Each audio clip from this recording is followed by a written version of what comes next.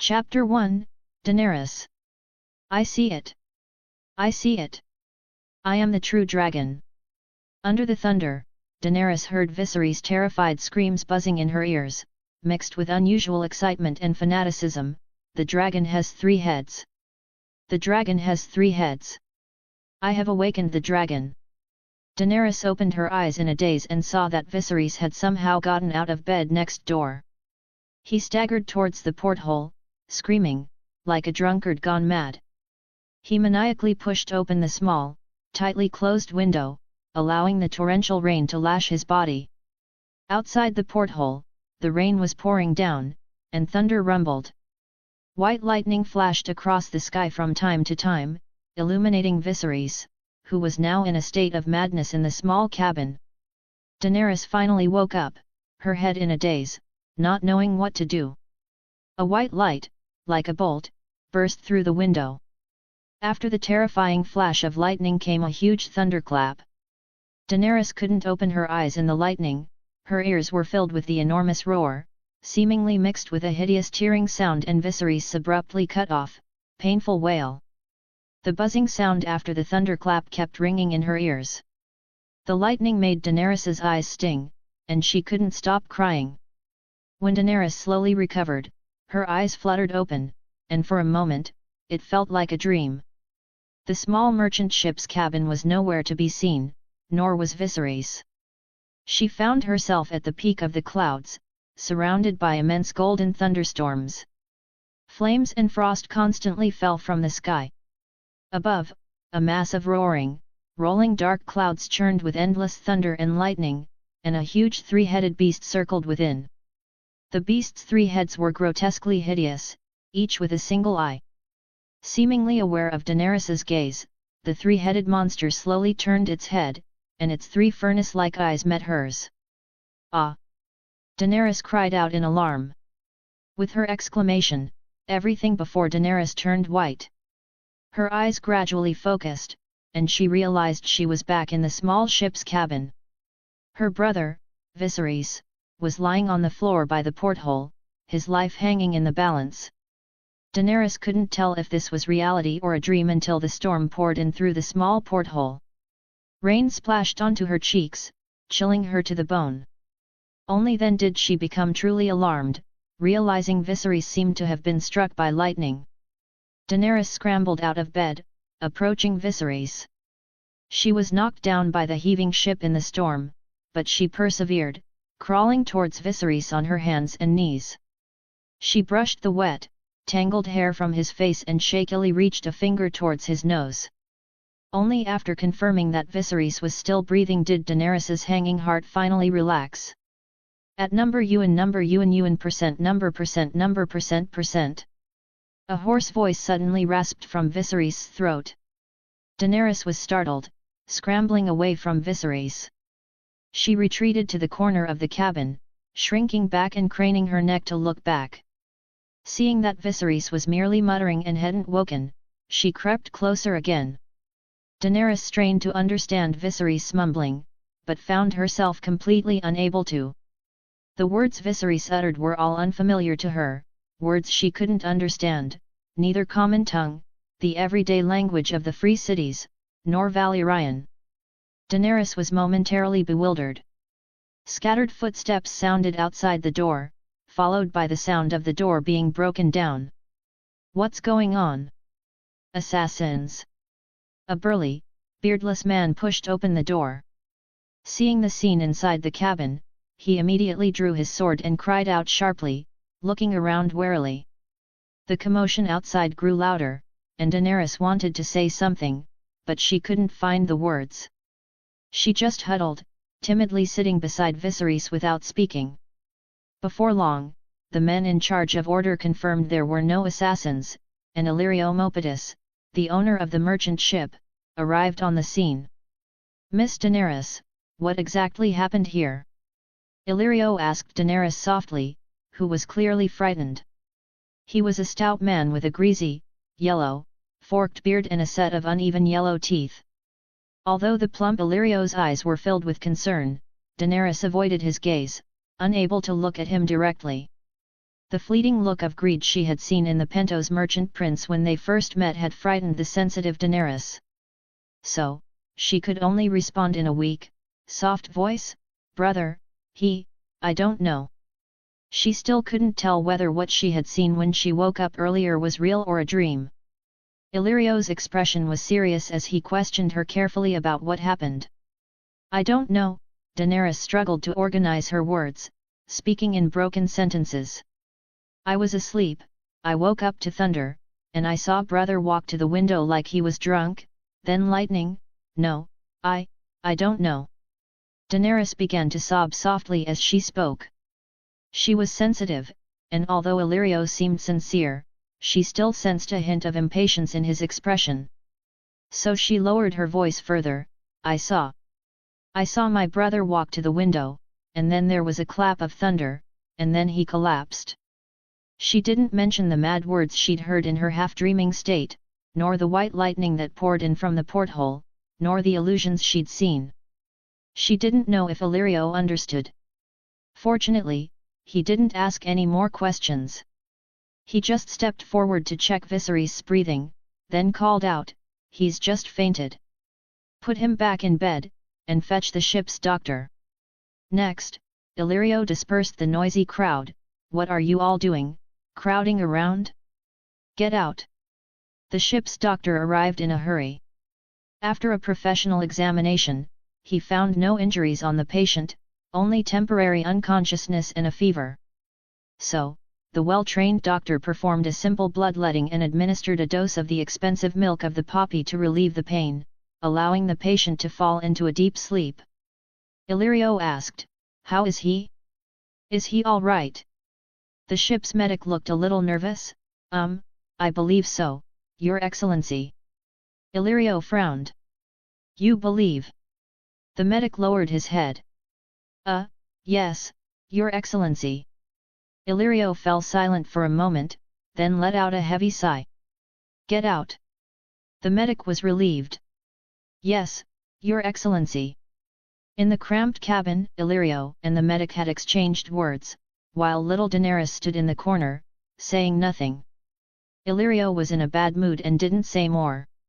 After sending the medic away, he didn't linger either, only comforting Daenerys, "Just a slight fever, no need to worry, get some rest." Then he left with his men.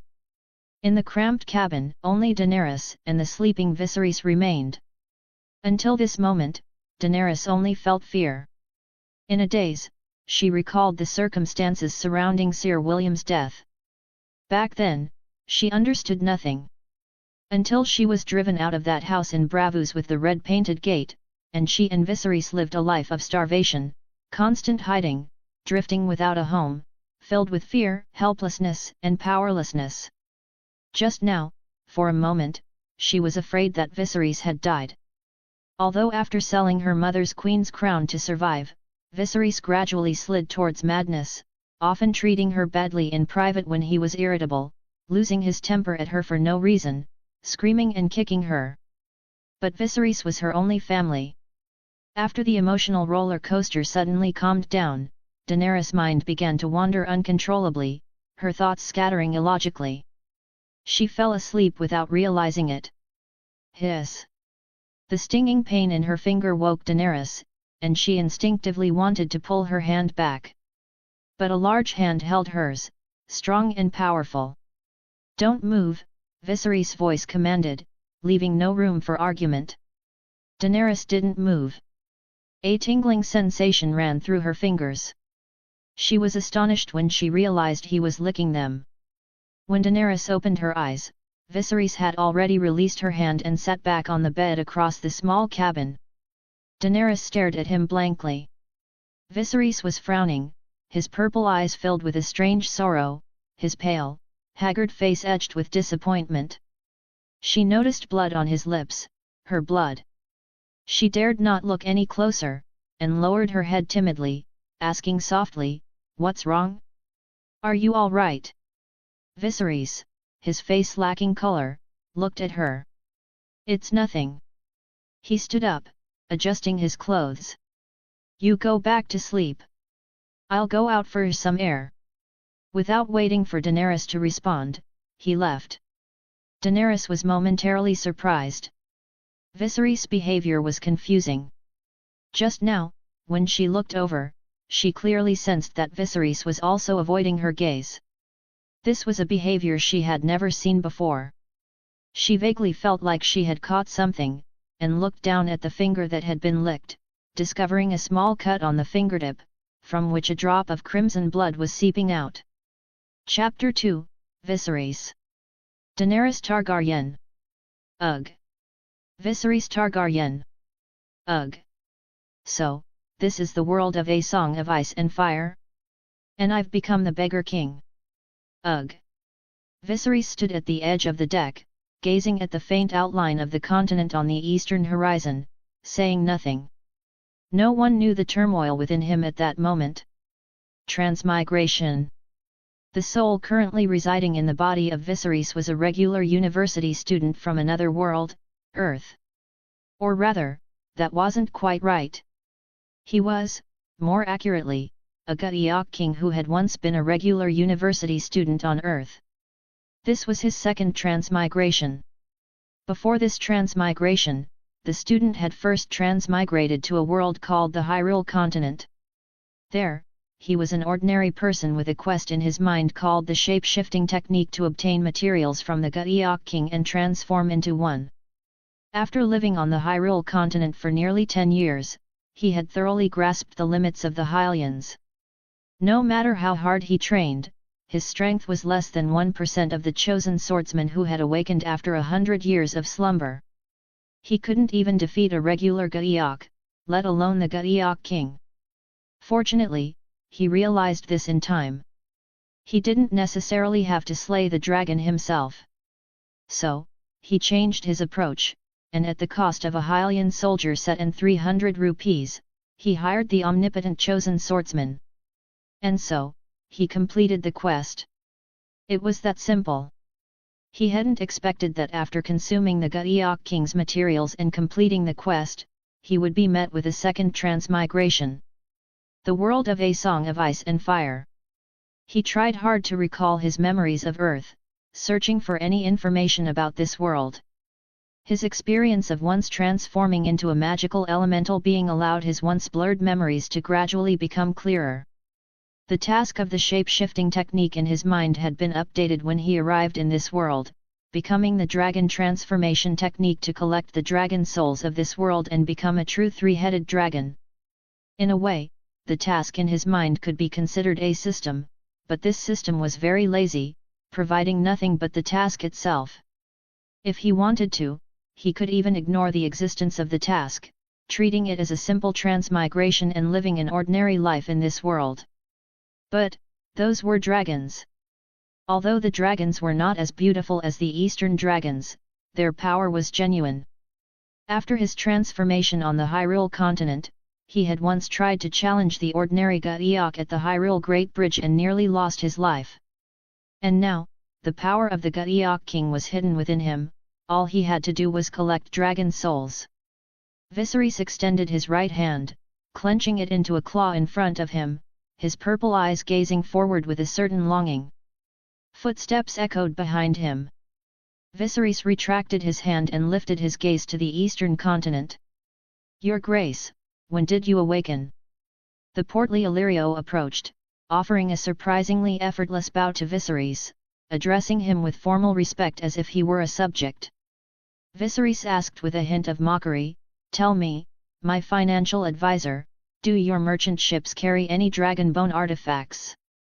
Despite his discomfort, Viserys, having absorbed the original's memories, endeavored to play the part, feigning arrogance and ignorance. The original Viserys was a pathetic figure, driven mad by the crushing weight of reclaiming his throne. He was the exiled last prince of House Targaryen after their downfall, reduced to a guest and a clown among the powerful in the free cities. After selling his mother's crown, he became known as the Beggar King, and his sanity shattered completely. He declared himself Viserys Targaryen III, King of the Andals, the Rhoynar, and the First Men, Lord of the Seven Kingdoms, and Protector of the Realm. He was a fool, utterly clueless about the workings of the Game of Thrones, believing that simply bearing the Targaryen name would compel others to bow down.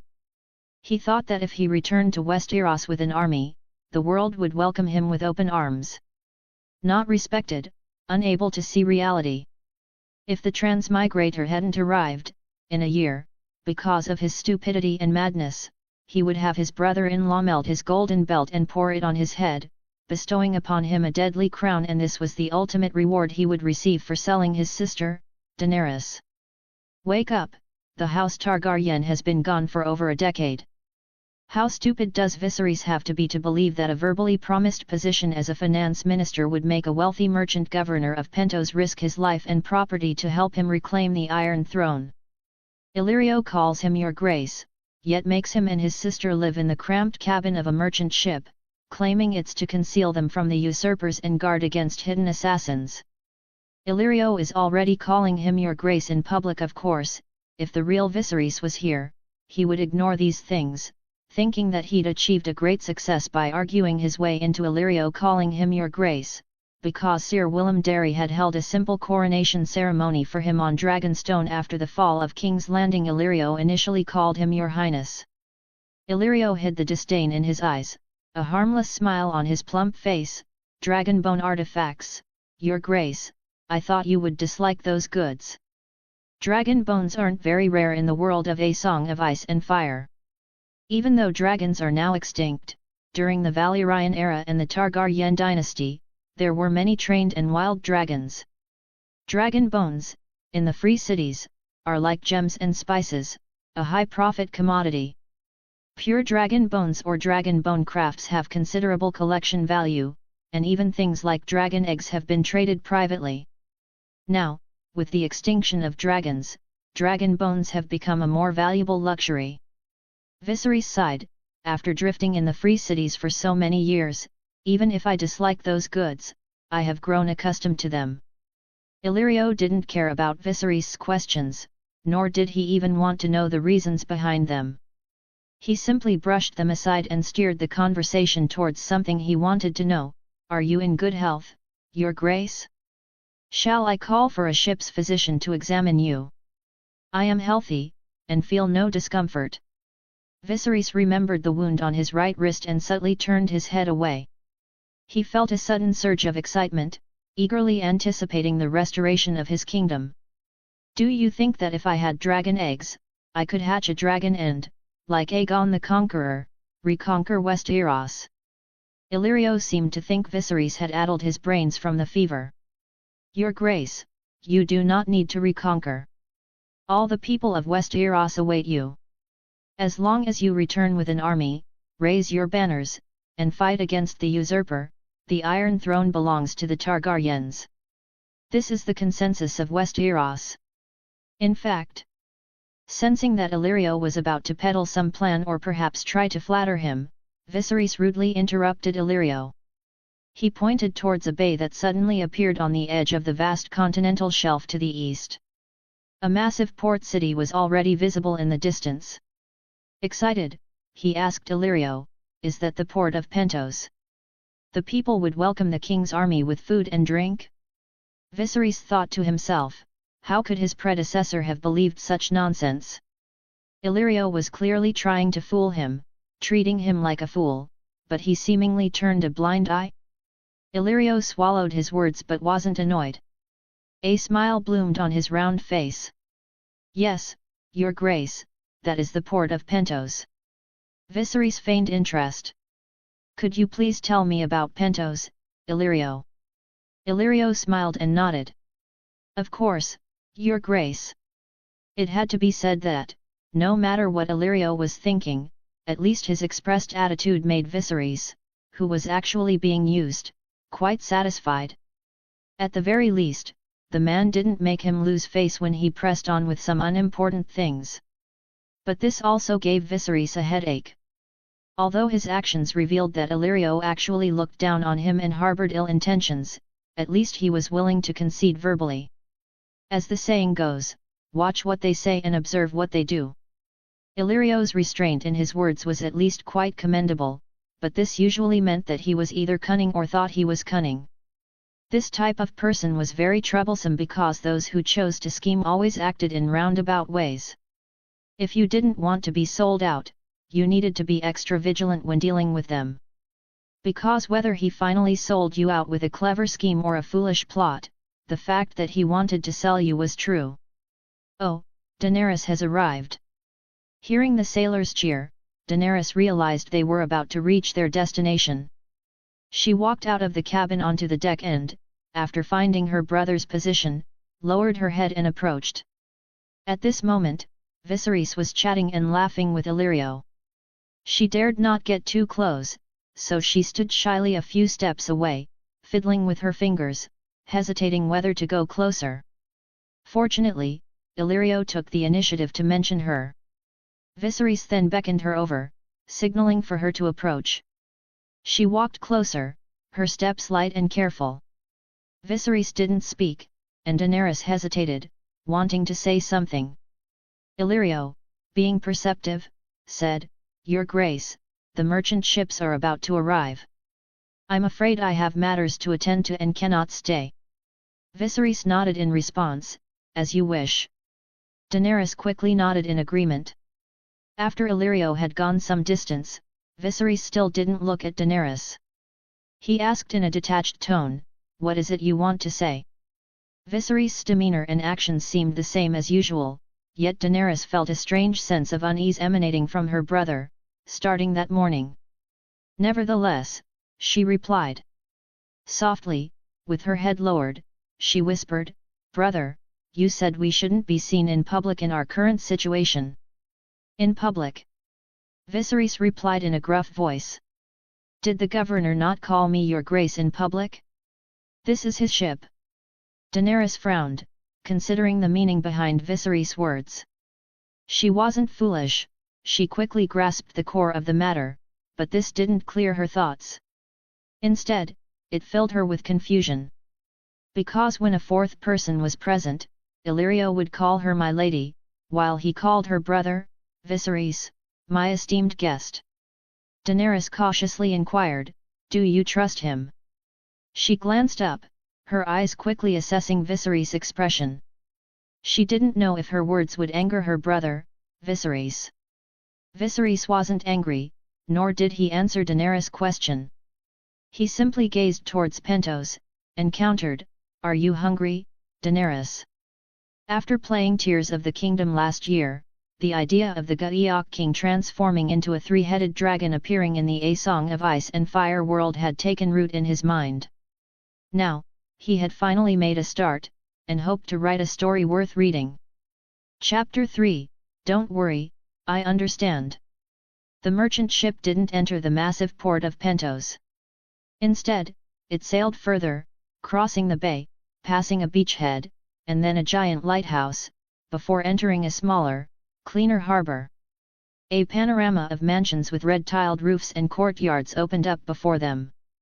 These courtyards were built on the mountainside, facing the sunrise, with a massive red temple at the highest point. Illyrio gestured for Viserys and Daenerys to disembark from the merchant ship. They boarded a small boat that had been prepared in advance. With the help of Illyrio's confidants, they rowed the boat slowly into a hidden mooring point, concealed beneath a water channel of a certain courtyard. Viserys remained silent throughout the journey, discreetly glancing around. Illyrio seemed quite pleased by this, believing Viserys to be impressed by his cautious and secretive approach. After getting off the small boat, Illyrio led the way. They walked through a long, winding, hidden passage. Pushing open a wooden door, they found themselves within Illyrio's courtyard. It was a corner of the garden, with a clean, cobblestone path, lined with various flowers, evergreens, and ivy. On one side was the sea, and on the other, a magnificent building with tall brick walls. Compared to a modern earth park, the courtyard wasn't very large. The brick walls on either side were easily visible, tall, and topped with iron spikes. For a private courtyard, it was considered luxurious.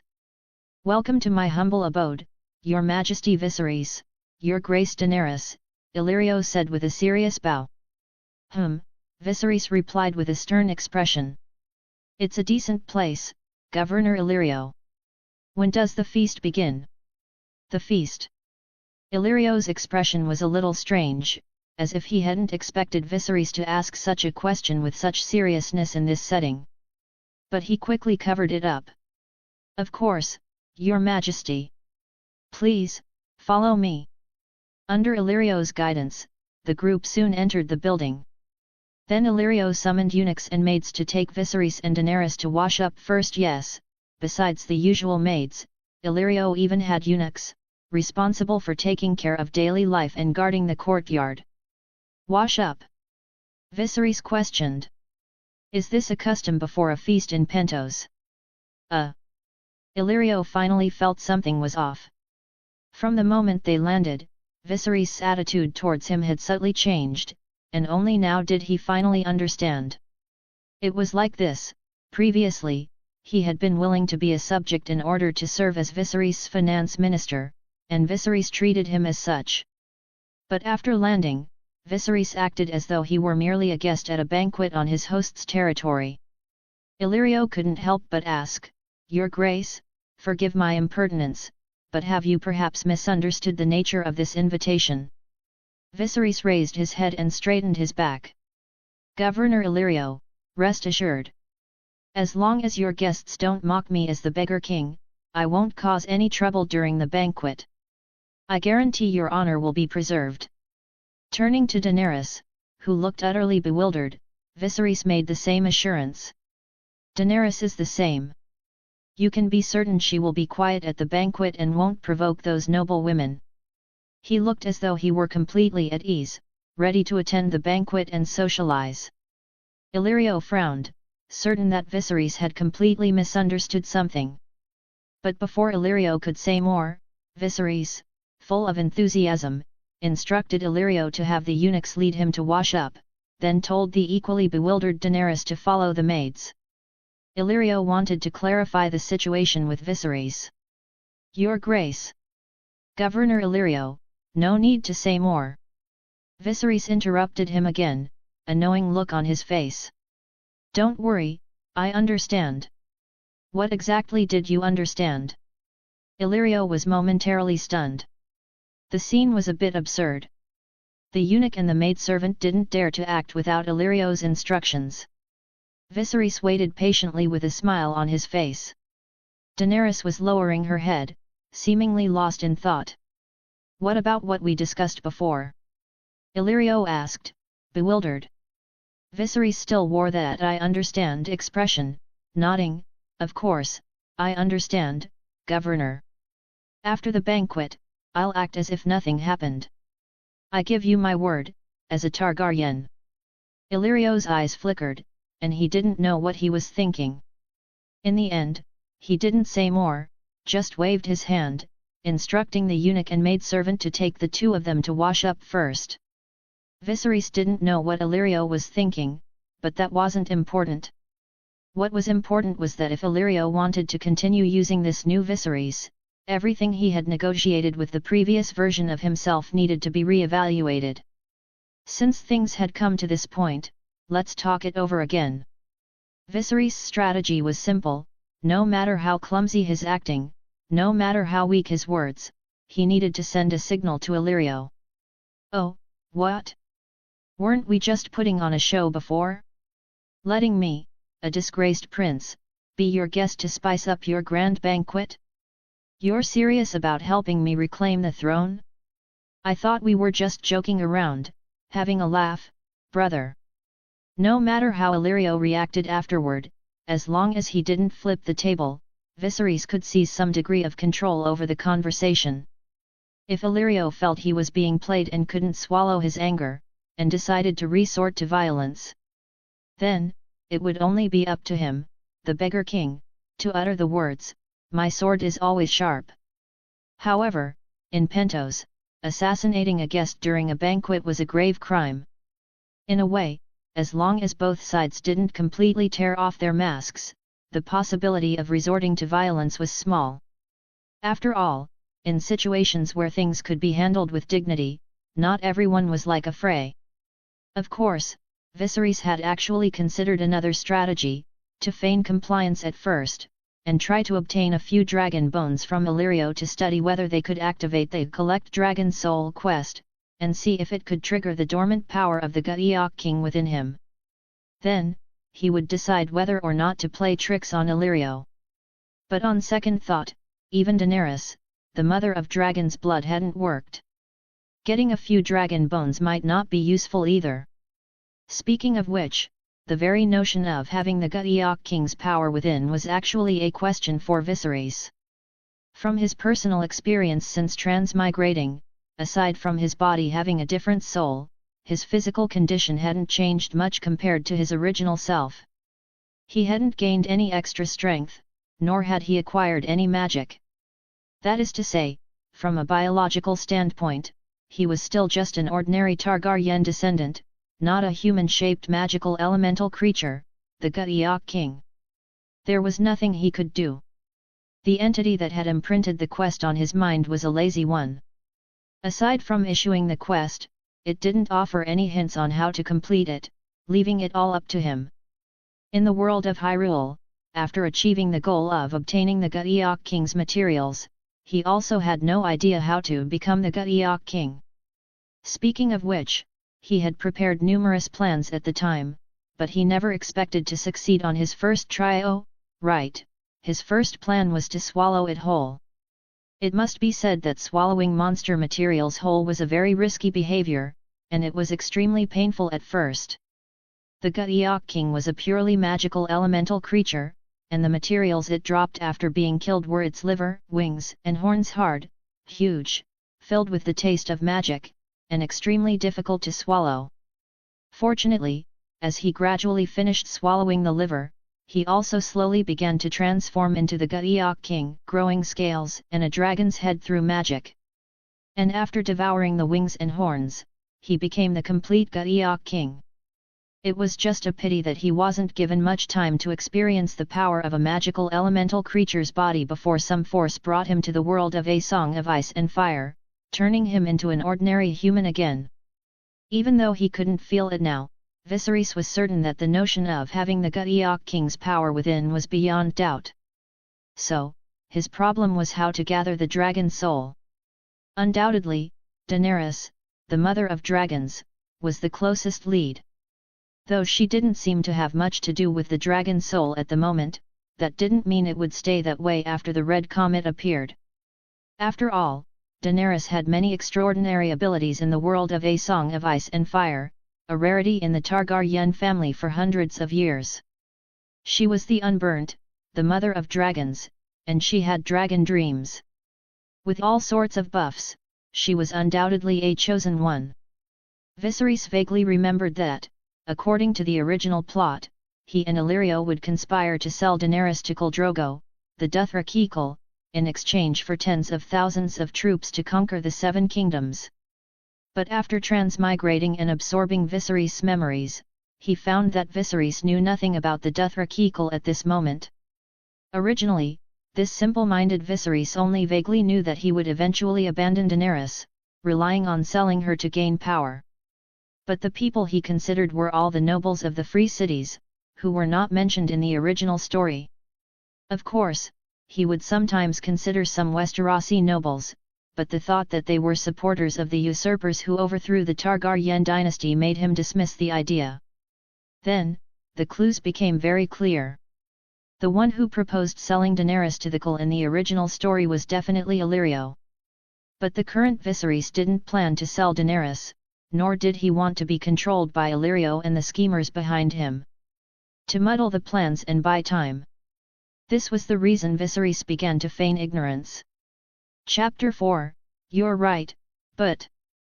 Brother. Nearing the bathing chambers, as the servants guiding them prepared to lead them in separate directions, Daenerys couldn't help but call out to Viserys. Viserys turned around. What is it, Daenerys? Daenerys shrunk back, but didn't speak. At this point in time, the mother of dragons was still a timid, insecure little girl, heavily reliant on her brother Viserys, even though her brother was cruel and abusive towards her.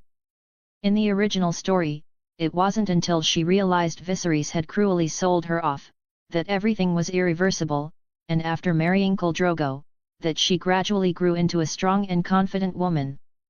Viserys likely knew Daenerys was worried and afraid, but the situation didn't allow him to have an in-depth conversation with Daenerys, nor could he immediately correct his brotherly attitude. Viserys needed Daenerys to remain timid and fearful. With Daenerys's beauty, without the protection of her timidity, cowardice, and slim figure, she would be like a child carrying gold through a crowded market. Even Illyrio, a man who had seen and done it all and was known for his cunning, had only wanted to possess Daenerys when he first saw her. "Don't embarrass me, Daenerys." Viserys did not offer comfort, only a stern attitude. He said coldly to Daenerys, "Are you even afraid to wash up? Go with the maid." So Daenerys lowered her head, no longer trying to say anything, and followed the maid to another washroom. Viserys, without any psychological burden, washed up in the luxurious bath provided by Illyrio's mansion, even accepting the silk clothes offered by the servants. After washing up and tidying up, eunuchs and maids led Viserys and Daenerys to the dining room. After washing up and being groomed, Daenerys's beautiful features became even more apparent. Fortunately, Viserys maintained his cold attitude towards her, making her submissive, worried, and unable to smile. Although Daenerys was only 13 or 14 years old and hadn't fully matured, for this world, a girl became a woman after her first period. Viserys didn't want Illyrio to be distracted by beauty and abandon their scheming. In the main seat of the dining room, Illyrio, having changed into casual clothes, was already waiting quietly. Viserys took the lead, performing a Bravasi guest greeting.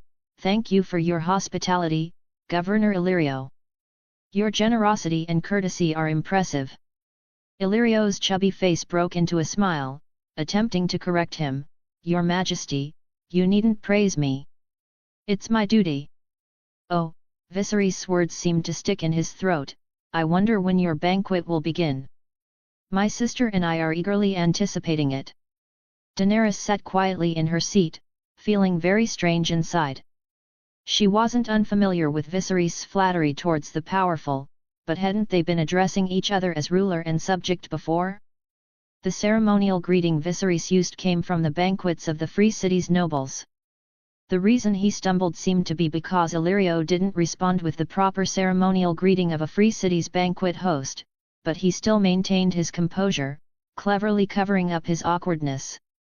At least, that's how it looked. Daenerys felt it was absurd. She was very aware that since being struck by lightning, Viserys had changed somehow, his behavior becoming unpredictable. "Actually, there is no feast, Your Grace," Illyrio said seriously. "Even if there was, it would be a welcoming feast for you and Princess Daenerys. I thought we made that very clear in Lys."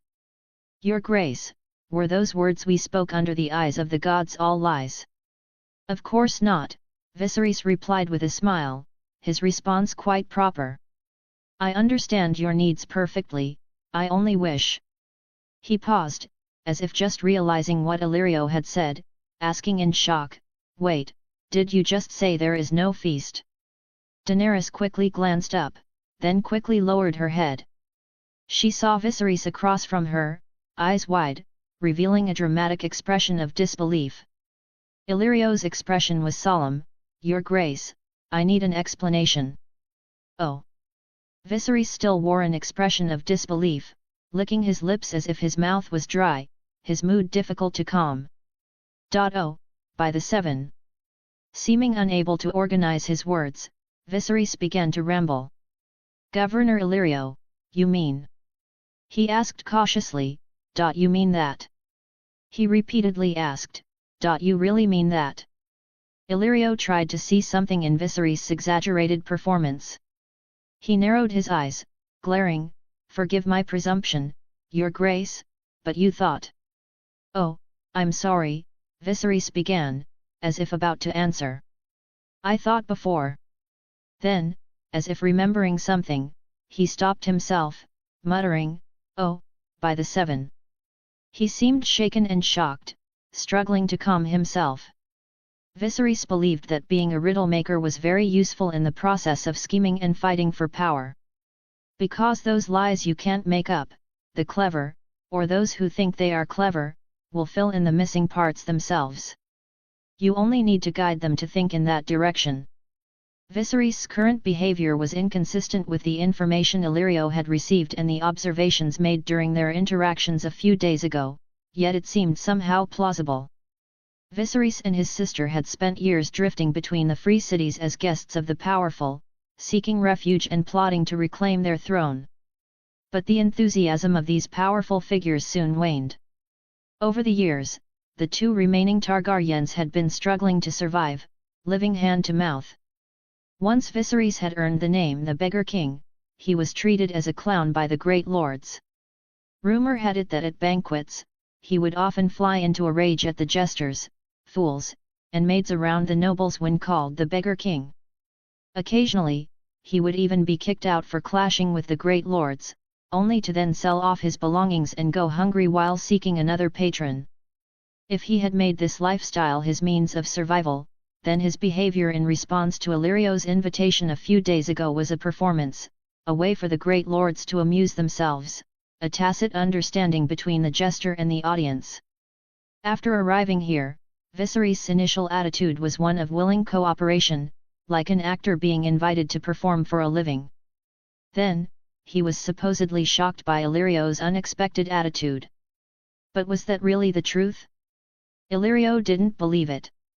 At least, Viserys' flamboyant performance wasn't enough to convince him. He asked, "Your Grace, do you have any concerns about our previous discussions, or do you have any new ideas? As you can see, I am a merchant by trade. Please, feel free to speak plainly." By the 7. Viserys seemed not to have recovered from his shock. "Governor Illyrio, let me confirm, you are indeed willing to pledge allegiance to me?" "No," Illyrio narrowed his eyes at Viserys, "Your Grace, it is to fund you, as we discussed, under the witness of the gods." "Oh, sorry, to fund." Viserys seemed to remember, and quickly became excited, eagerly saying, "You are the most insightful merchant I have ever met." Viserys seemed a little impatient. "I didn't have time to ask before, how much money are you willing to fund me, Governor Illyrio?" It was laughable. Before, there wasn't a single concrete thing in the political promises between Illyrio and Viserys. Illyrio only said he was willing to provide shelter and could support Viserys' restoration. The condition was the position of Hand of the King after the success, and Viserys happily came to Pentos to discuss important matters with Illyrio. Illyrio didn't answer, instead turning to Daenerys, who was at a corner of the table, lowering her head and saying nothing. Viserys knew what he meant, but he didn't care and urged impatiently, "You can just pretend she doesn't exist, Governor Illyrio." "Forgive my presumption, Your Grace," Illyrio took this opportunity to guide him directly, "do you think you can restore your kingdom just by money?" Viserys pretended to think and then answered, "Well, can't I?" Illyrio paused at the words. This was not the answer he wanted, but it didn't matter. "In my opinion, money alone cannot help you restore your kingdom.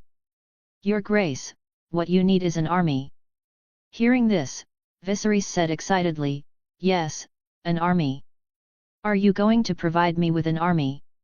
Excitement filled his face, but Viserys' heart sank a little. The answer came too quickly. Although Illyrio's words were a roundabout way of putting things, they weren't roundabout enough. It was almost too straightforward, and Viserys didn't get to use many of the talking points he had prepared.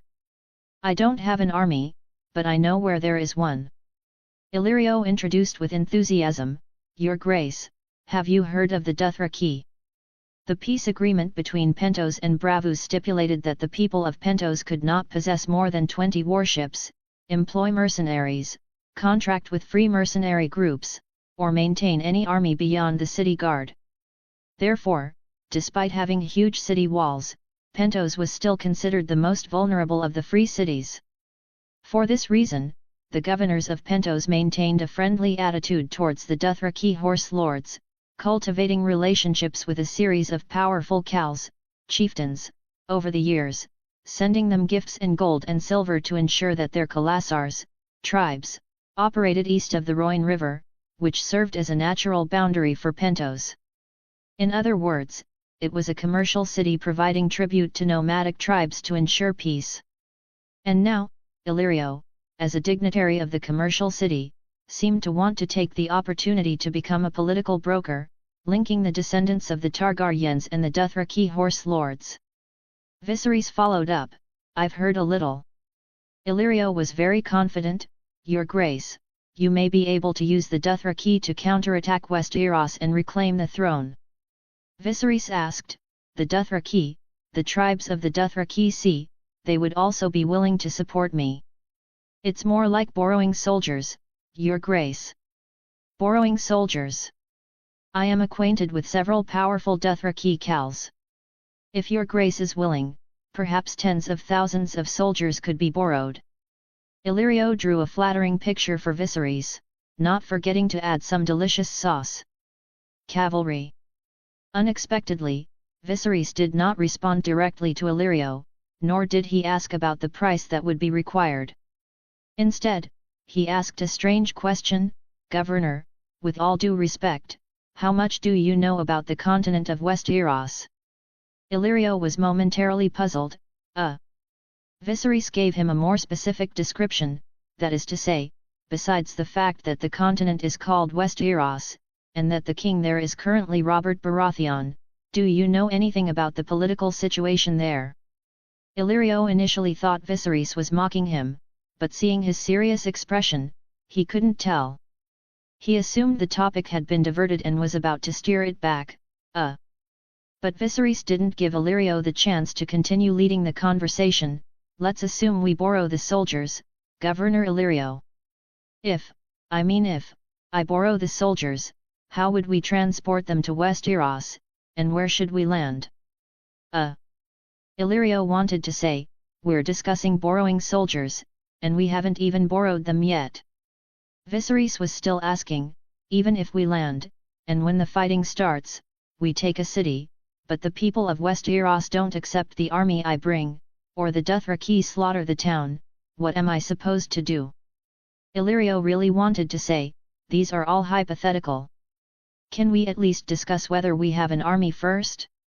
But Viserys kept rambling on, "Even if I rely on the Dothraki to regain the throne, what do I do with these soldiers then?" Seeing that Viserys seemed to be stuck on this, Illyrio quickly cut off his endless chatter. "Your Grace, you're thinking too specifically. You don't even have an army now, and besides, these things may not even happen." No, Viserys shook his head, solemnly. "These are very serious questions, Governor. The situation in Westeros is 1,000 times more complicated than imagined. Restoring the kingdom is not easy. I think every day and night about how to restore the kingdom, return to my homeland, and ascend the Iron Throne. Believe me, these are all very serious questions. So, you spend your days just thinking about these things to restore the kingdom?" Illyrio was speechless. "Cuckoo." Viserys wanted to say more, but his stomach rumbled loudly. He sat up straight, a theatrical expression of shame and apology on his face. "Forgive me, Governor, for the embarrassing display." Fortunately, Illyrio didn't want to listen to him dwell on those pointless questions any longer and quickly changed the subject. "My apologies. Let's eat first, shall we?" Viserys stopped speaking. "As you wish, Governor." Illyrio understood that he couldn't convince Viserys today, who was clearly fixated on irrelevant issues. Viserys was plainly using excuses to disagree. So, he didn't pursue the matter further. Viserys, however, was still eager to argue. His strategy was simple: no matter what Illyrio said, he would simply refuse. He had prepared many tactics. For example, when discussing plans, he'd focus on specifics. "This plan might work, but there are these problems." "You're right, but..." "This is a good plan, but considering..." This is a very good plan, but there are still some details to refine." Perhaps we should go back and think it over, there must be a better way. If I do this, what if this happens? And so on. Before Illyrio could figure out what Viserys was thinking, Viserys could use all sorts of rhetoric to evade him whenever Illyrio proposed a plan. Even so, it had to be said that Illyrio was still somewhat tricky. He didn't fall into the trap of rhetoric and avoided answering Viserys' questions that were completely meaningless to the matter at hand. Since they couldn't talk about business, the subsequent meal could only be idle chatter. Viserys didn't hesitate to praise all sorts of dishes. He chatted and laughed with Illyrio, while eating non-stop, consuming almost 3 people's worth of food. Of the 3 people at the table, Daenerys was naturally the one who felt the strangest. She didn't participate in any of the discussions, but she could feel that Viserys at the table was completely different from before. If it were before, Viserys would be willing to trade anything for such a plan. Chapter 5, Dragon Bone. My lord, does your mansion happen to have any dragon bone artifacts? I wonder if I might take a look. After the meal, Viserys didn't forget to ask about what truly concerned him. He wasn't worried at all about his desire for dragon-related items being known. In fact, he hoped that others would seize this weakness to buy him off and corrupt him while trying to use him. Besides, as a Targaryen, it would be strange not to be interested in dragons. Furthermore, every beginning is difficult. If he didn't show his interest, how would Illyrio know what he wanted? Only by showing his desire could he get others to consider whether to give it to him. A beggar king, after all. Viserys had nothing at the moment. Wouldn't he quickly take advantage of his usefulness and try his luck, just in case he got lucky? Illyrio remembered Viserys asking the same question on the merchant ship. It was clear that Viserys was very enthusiastic about dragon bone artifacts, and he also remembered that Viserys had inquired about dragon eggs on the ship. This was something that Varys's intelligence hadn't mentioned. Illyrio couldn't help but think a little more, but he couldn't make any sense of it. And since Viserys had asked, Illyrio couldn't outright refuse. It was just after dessert, and Illyrio didn't want to continue discussing the Dothraki with Viserys. Viserys had shown resistance. If Illyrio pushed too hard, it would make him seem too eager. He was playing the role of a broker, and he didn't think he could convince the other man anytime soon. Illyrio needed to figure out the source of Viserys' resistance. Was it distrust, a test, or something else? So Illyrio replied, "Of course, Your Grace, if you wish to see them." With that, Illyrio picked up a delicate little silver bell on the table and gently shook it twice. He called out, "Butler." As soon as the words left his mouth, a middle-aged butler with a pale face and no beard entered the dining room and came to Illyrio's side. After Illyrio whispered a few words to him, the butler turned and left. Before long, the butler returned to the dining room carrying several plates filled with exquisite treasure boxes. Another servant prepared a small table beside Illyrio for the butler to arrange them. "Your Grace, please come forward." Illyrio began to show off his collection with great satisfaction. Viserys stepped forward generously. Daenerys raised her head. Seeing that Viserys didn't say anything, she didn't dare to move, sitting alone and staring blankly at the dessert on the table. Illyrio opened the first box. "Your Grace, please take a look. This is a section of a dragon's toe bone, inlaid with sapphire, made by a highly skilled craftsman. I obtained it from a nobleman in Bravus. Due to its high iron content, the dragon bone was black. It looked like agate and had a high ornamental value. It was hollow like a bird's bone and as tough as steel, lighter and more elastic than many other materials. Due to the scarcity of dragon bone and its special texture, it was generally used to make many valuable collectibles, and, of course, weapons like dragon bone bows and dragon bone arrowheads. Illyrio had been a warrior in his youth, but he didn't seem to have any dragon bone knives or bows in his collection. He seemed like a nouveau riche who had become wealthy and lived a decent life. His collection was mostly vulgar objects inlaid with gems, jade, and gold. He seemed to be really keen on these vulgar things, and now he wore gem-studded rings on every finger. Viserys didn't hide his desire for these dragon bone artifacts. Every time Illyrio displayed one, he would shamelessly reach out and touch it. Unfortunately, he could hardly sense anything just by touching them. Viserys wasn't sure if it was because these artifacts had been treated by craftsmen in various ways to block tactile sensations, or if his method of investigation was wrong, or if the dragon soul wasn't on these dragon bones at all. Viserys had already given up hope, just thinking about whether he could casually swindle something from Illyrio that wouldn't make him too upset, so he could further investigate. But the next moment, another dragon bone artifact was brought out for display. It was a pendant made from a small piece of broken bone, with gems inlaid at the broken ends, very exquisite. When Viserys touched it, he clearly felt a corner of his soul stir slightly, as if his skin was brushed by a gentle feather.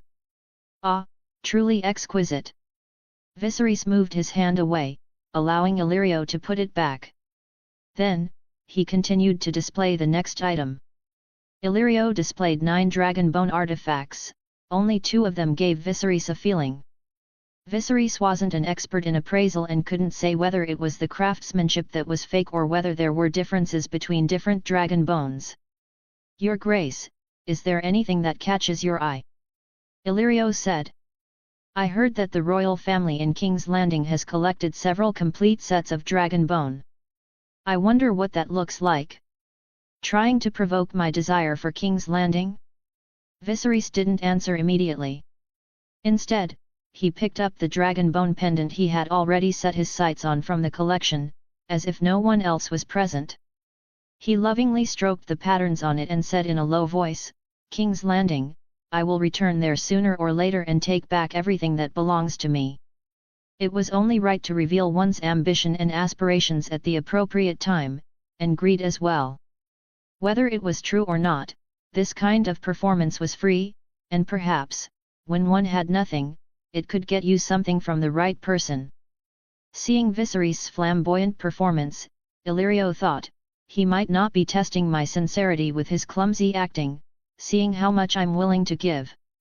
So he said, "Since your grace likes it, keep this dragon bone pendant." "Really?" Viserys' hand was already retracting, showing no sign of hesitation. "You are truly generous, Governor Illyrio." Illyrio kept smiling. "If your grace doesn't mind, then it's fine." The banquet ended, and everyone was happy.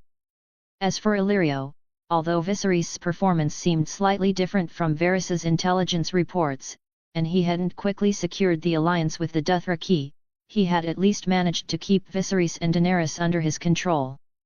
He could make long-term plans for the future. As for Viserys, he had gotten something that might contain a dragon soul by using empty promises. His mind was completely focused on it, and he wished he could immediately find a secluded corner to study it carefully. But after all, he was now a beggar king, living as a guest. He still needed to maintain a proper attitude. So Viserys suppressed his excitement and allowed Illyrio to have the maids arrange accommodations for him and Daenerys. Guided by the maids, they soon arrived at their assigned rooms. First up was Viserys' room. It was a spacious room with a sea view, located just above the garden, facing the narrow sea. It even had its own bathroom and toilet. Viserys only glanced at the doorway, nodded in satisfaction, and then followed the maid to another room without a second thought. Daenerys's room was next door, only a wall away from his. However, the maid stopped Viserys. "Esteemed guest, this room has been prepared for the young lady." Viserys narrowed his eyes, his malice undisguised. "Is this what you want to say, or did your master tell you to say it? Don't I know this is my sister's room?" For no reason, Daenerys, who had been following behind Viserys, shivered. Her cruel brother's personality seemed unchanged. Viserys ignored the maid who was trying to block his way and turned to Daenerys. "What are you waiting for? Come in." He pulled Daenerys into the room and slammed the door shut behind them. Viserys certainly didn't have any intention of doing anything to Daenerys, but he couldn't help it, the little girl wasn't a pushover. She was smart. That was the crux of the problem. Viserys didn't think his unusual behavior would go unnoticed by Daenerys. Viserys tried his best to imitate the original's nasty persona. He released her, slowly walked to the window, and called out, "Daenerys, come here." Under Viserys' shadow, Daenerys was already used to being bossed around, so she cautiously followed, her heart in her throat, to the window. "Daenerys!" But Viserys didn't fly into a rage and scream at her as he usually did. Instead, he said to her viciously, "If you want to protect a secret, don't act like you have a secret to protect, understand?" Daenerys was stunned. Viserys' vicious voice was directed at her, but his eyes were subtly glancing at the door. Then Viserys didn't give Daenerys a chance to respond and immediately hurried away. When Viserys went out, the maid at the door hadn't left yet. Viserys turned back and glared at Daenerys before returning to his own room. After playing the riddle master, Viserys didn't bother to hide anything in his room. He didn't bother to guard against any possible spying, and immediately took the dragon bone pendant he had gotten from Illyrio and began to study it at the desk in his room. Secrets deliberately hidden would tempt others to investigate, but things openly displayed were easily overlooked and taken for granted. On the other side of the courtyard, Illyrio was in his study, eyes closed, pondering whether he should leave Viserys alone for a while, since he had unexpectedly rejected the plan Illyrio had offered. He thought that once Viserys felt his enthusiasm wane and began to get anxious, he would take the initiative to come to him. According to the information, during his wanderings through the various city-states, Viserys, when idle, would eagerly seek opportunities to speak to nobles, even flattering them. But soon, the maid who had led the guests arrived, informing Illyrio of what had happened between Viserys and Daenerys. "If you want to protect a secret, don't act like you have a secret to protect." Illyrio murmured this sentence. "Did he really say that?" The maid nodded, "Yes, master." Illyrio asked again, oddly, "Did he say anything else?" The maid replied, "No, master." "Keep a close eye on them," Illyrio's gaze sharpened. "If anything seems amiss, inform me immediately." "Yes, master." "A secret? What secret?" Illyrio frowned, unable to guess what their secret could be. The siblings had always been under Varys' surveillance. What secret could they possibly have? Had Varys not told him? Or was this so-called secret just something insignificant? Varys' information was too simplistic. After getting a first-hand look, he felt that Viserys was not a simple man. Chapter 6, The Attempt. Viserys knew, of course, that his feigned mystery would stir speculation in some, perhaps even prompting a reaction. But it didn't matter. He had other explanations ready and waiting for Illyrio to pry into. The longer Illyrio took, the more perfect his justifications would become, the more they would align with the original body's understanding. This was the natural advantage of a transmigrator, using the outcome to reverse engineer the logic. Combined with the original's memories and a bit of conspiracy theory, if he couldn't come up with a few sets of explanations to buy himself time, he might as well follow the original plot and wait to be melted by molten gold. But verbal trickery was ultimately a minor skill, and without the support of strength, it could only muddle things for a while. The most pressing matter now was to study the dragon bone pendant he'd swindled from Illyrio. The dragon bone pendant was very light, made from a small piece of onyx-like, jet-black bone. The broken end was inlaid with crystal-clear gems, and the chain was a delicate silver weave. The craftsmanship was exquisite. But Viserys was a man who would burn a zither to cook a crane. In his eyes, there was only that jet-black bone. He practically wanted to tear off the gems and the silver chain. Viserys' task was collect. This meant the dragon soul was scattered.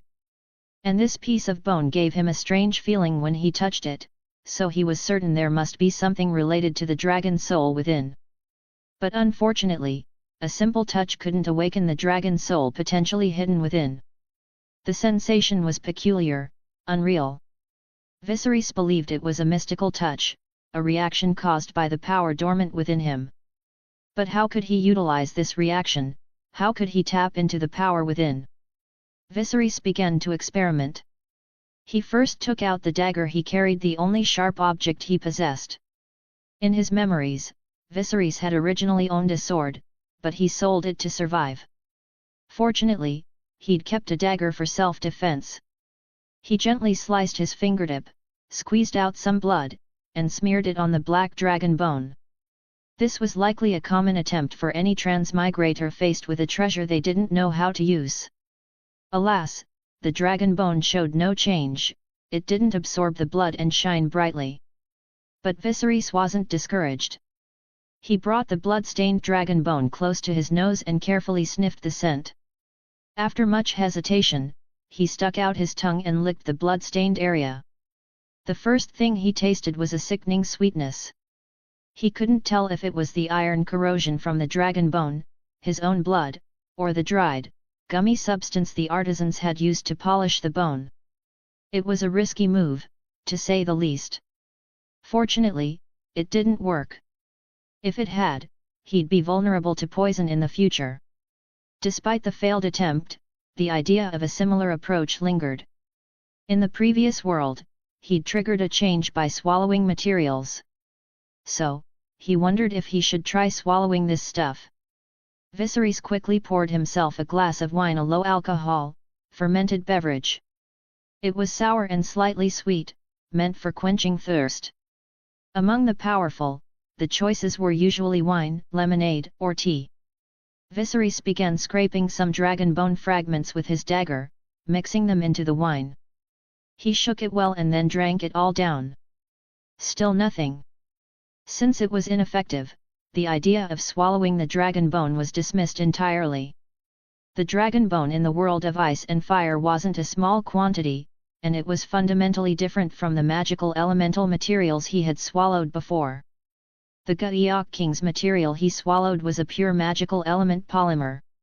When magical element monsters from Hyrule were killed, they would vanish and leave no body behind, only the purest magical element materials from their bodies, such as eyes, horns, livers, hearts, and wings. In the world of A Song of Ice and Fire, dragon bodies were made of flesh and magic, not pure magical element creations, and what remained after death were not the purest magical element materials from their bodies. If he relied on swallowing, Viserys might die of indigestion before he could obtain the tiny bit of magical element, possibly a dragon soul, contained in the dragon bone. Things with mystical significance in this world should be obtained through mystical methods. Viserys remembered that the world of ice and fire had sorcerers, magic, and even gods, and dragons were just one of them. There must be a way to extract the dragon soul from the dragon bone. Should I try boiling it? Viserys suddenly had an idea, but he quickly dismissed it. Dragon bone was heat resistant, and if it were that simple during the crafting process, it would have been discovered long ago. Thinking from the perspective of alchemy, Viserys felt that he might need some kind of magical extract to extract the dragon soul from the dragon bone. Speaking of magical extraction, Viserys thought of ethanol, or alcohol, as the best organic solvent on Earth. So, is it necessary to produce alcohol to try this out? Do the alchemists of this world use alcohol to extract magical elements? The current situation didn't allow for such an experiment, but Viserys made a mental note of the idea. If he couldn't find another way, he would try it in the future. And so, everything went back to square one. Viserys stroked the black dragon bone pendant, lost in thought. He was a little uncomfortable. Touching the dragon bone pendant, he could clearly feel that strange touch, like feathers lightly brushing across his soul. This feeling of being tantalized, like watching a woman undress behind a glass screen, made him want to scratch his head. No way! Viserys released his grip, letting the dragon bone pendant slide onto the table. Then he closed his eyes, took a deep breath, and slowly exhaled. Several simple attempts had failed, but he couldn't afford to be impatient. This was a situation he had anticipated. The mission information was collect, and it was in a world like A Song of Ice and Fire. According to the original story, magical elements wouldn't be very active until the red comet appeared. So it's normal that I can't find a method right away. Be patient. In the previous world, when he had transmigrated, the chosen swordsman was still asleep, and the Gaiok king was nowhere to be seen. He waited for several years, until the swordsman awoke and Hyrule underwent a dramatic transformation, before the opportunity presented itself. And now, he had only been in this world for a day and a half. What he needed to do now was to wait patiently. According to the original storyline, the Targaryen siblings would stay with Illyrio for the better part of a year. Then, they would spend nearly a year migrating across the Dothraki Sea before the red comet appeared. That meant he might have to wait a year and a half. Here, Viserys had to deal with the scheming Illyrio and Varys, the spider, lurking in the shadows, both of whom were suspected to be behind the various conspiracies of the world of ice and fire. Viserys had already had contact with Illyrio, so that was no longer a concern. As for Varys, the spider, who was secretly lurking in the shadows, he was the current king of Westeros's intelligence chief and head of spies. In the original story, he had numerous informants, and it seemed that almost no secret or conspiracy could escape his eyes, making him a dangerous figure. They had orchestrated the marriage of Daenerys and Khal Drogo, aiming to use the Beggar King to borrow the Dothraki's army and let him stir up trouble in Westeros. As for their true intentions, it was to pave the way for the false Aegon, whom they truly supported. At least, that was the surface appearance. Because Martin hadn't finished the books before the transmigration, Viserys didn't dare to blindly trust those unsubstantiated guesses. Some people said they were black fire, and that the Aegon they supported in secret was the dragon that Daenerys saw. Black fire was originally the name of a Valyrian steel longsword, a type of sword, passed down through the Targaryen family in history. Later, the unworthy King Aegon chose to pass it down to his bastard son, who took Blackfire as his surname and established the Blackfire family. Later, due to the unworthy king's various foolish actions, the Blackfire family rebelled, vying for the Iron Throne. After their failure, the remnants of the Blackfire family fled to the Free Cities, a common destination for those who failed in Westeros. Many readers on Earth suspected that Illyrio and Varys were Blackfire, and that their support for the Targaryen remnants was to stir up trouble in Westeros, and then reap the benefits. As for the dragon, it was even more complicated. The dragon was a small part of the many prophecies that Daenerys saw in the House of the Undying in the original novel. It was generally believed to be the fake Aegon secretly supported by Illyrio and Varys. The Aegon mentioned here was Aegon Targaryen, the son of Prince Rhaegar, the last crown prince of the Targaryen dynasty, and Elia Martell, the legitimate queen, not the bastard Jon Snow from the TV series. In the original novel, it was initially said that the young Aegon was killed when King's Landing fell, his head smashed against a wall by the mountain while still in his cradle. Later, Varys claimed that young Aegon hadn't died, but rather a child from a peasant family had been killed in his place. The real Aegon was secretly sent across the narrow sea and raised by Jon Connington, a friend of Rhaegar. Some readers believed that this fake Aegon was actually Illyrio's son. Simply put, Illyrio supported Viserys Targaryen to pave the way for the Aegon he truly backed. Viserys' opponents were like a layered cake. Illyrio was the first layer, Varys the second, and then there was Aegon. In short, the situation was complicated, a deep pit. If possible, Viserys wanted to jump out of this pit. Unfortunately, his first attempt had failed. The dragon bone pendant didn't seem to save him from his predicament. Since the dragon soul couldn't come up with a solution immediately, he could only activate his backup plan. Thinking this, Viserys casually rolled up the pendant and tied it to his wrist. Then, he stood up and began to exercise in the spacious room. Under the stimulation of seeing what he couldn't have, the skin's close contact with the dragon bone was, of course, very uncomfortable. But what if, through subtle influence, it could successfully activate some kind of power? Endure. Viserys had to endure until he grew accustomed to the contact. The original owner of this body had learned some martial arts, but after a life of wandering and starvation, he was now as thin as firewood, utterly weak. He had forgotten almost everything except how to hold a sword. But it didn't matter. In his previous world, the transmigrator had honed his martial skills for years to slay dragons, mastering fists and feet, single swords, two-handed swords, spears, hammers, and axes. His greatest skill was archery. After all, explosive arrows, lightning arrows, and freezing arrows were incredibly useful in that world. Of course, Viserys didn't expect this gaunt body to be able to train to fight 10 men at once in a short time. He just needed to ensure he had a certain degree of ability to fight back. While traveling by ship, Viserys carefully memorized the route and also roughly assessed the defenses of Illyrio's courtyard. At the very least, if things went wrong, he needed the strength to jump over the courtyard wall, dive into the sea, and then swim back through the secret passage under the courtyard to launch a surprise attack. Chapter 7, The Prince of Pentos. How should I address you, steward? It wasn't until noon the following day that Viserys, having waited for Illyrio, was finally driven to the point of starvation. Pretending to have just woken up, he emerged from his bedroom and, as luck would have it, encountered the steward directing the maids in cleaning the hallway. It was the same man who had presented Illyrio's dragon bone collection at the welcoming banquet the previous day. The steward bowed slightly.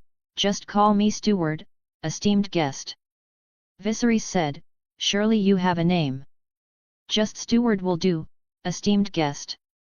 His voice was high-pitched and sweet, and his reply was proper.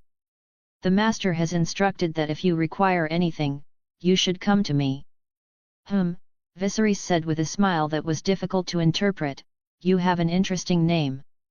The steward nodded slightly, smiling at Viserys without speaking, as if waiting for Viserys to give instructions. Viserys didn't dwell on his name any longer. He asked, "Where is your master?" "Esteemed guest," the steward replied, as if he had rehearsed it beforehand, "the master went out this morning and is not sure when he will return. Before he left, he instructed that if the guest is looking for him, you may have to wait for a while." "Oh, I see." Viserys' face showed no expression, and he changed the subject. "Steward, has your master arranged for lunch?" Viserys would have to be insane to look for Illyrio. He started with a bloodbath, and the other side gave him time. Shouldn't he seize the opportunity to develop? Well, to be exact, develop under the eyes of others. The steward replied seriously, "Lunch is my responsibility, esteemed guest. Would you like to go to the dining room, or would you like it delivered to your room?" Well, Governor Illyrio is really considerate. Viserys thought for a moment and gave his answer, "The dining room." The steward nodded, "Please wait in the dining room. Do you need someone to guide you?" Viserys waved his hand, "I remember the way." The steward nodded slightly and left. Only a maid remained there, quietly doing her cleaning work. It seemed that Illyrio was at least outwardly lenient with the Targaryen siblings, allowing them free rein in the courtyard. Realizing this, Viserys decided to eat in the dining room. After lunch, he planned to walk around the courtyard to see where the boundaries of his activities lay. The butler had just left when the door behind him opened. The slender Daenerys emerged from the room. "Brother." After greeting him, she fell silent, her gaze flicking over the maids who were cleaning.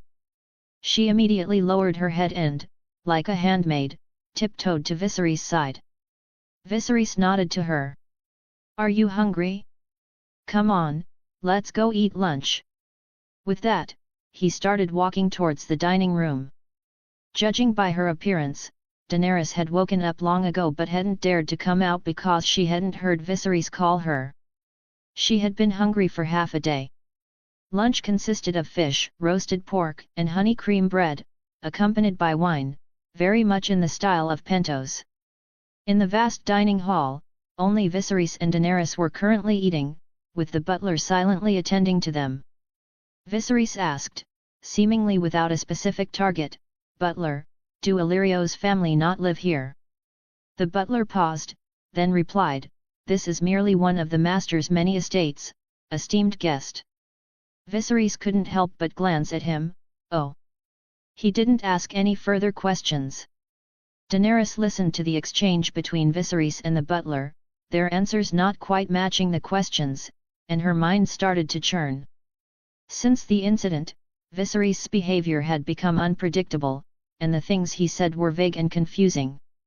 Daenerys still hadn't figured out what he meant by "if you want to protect a secret, don't act like you have a secret to protect" last night.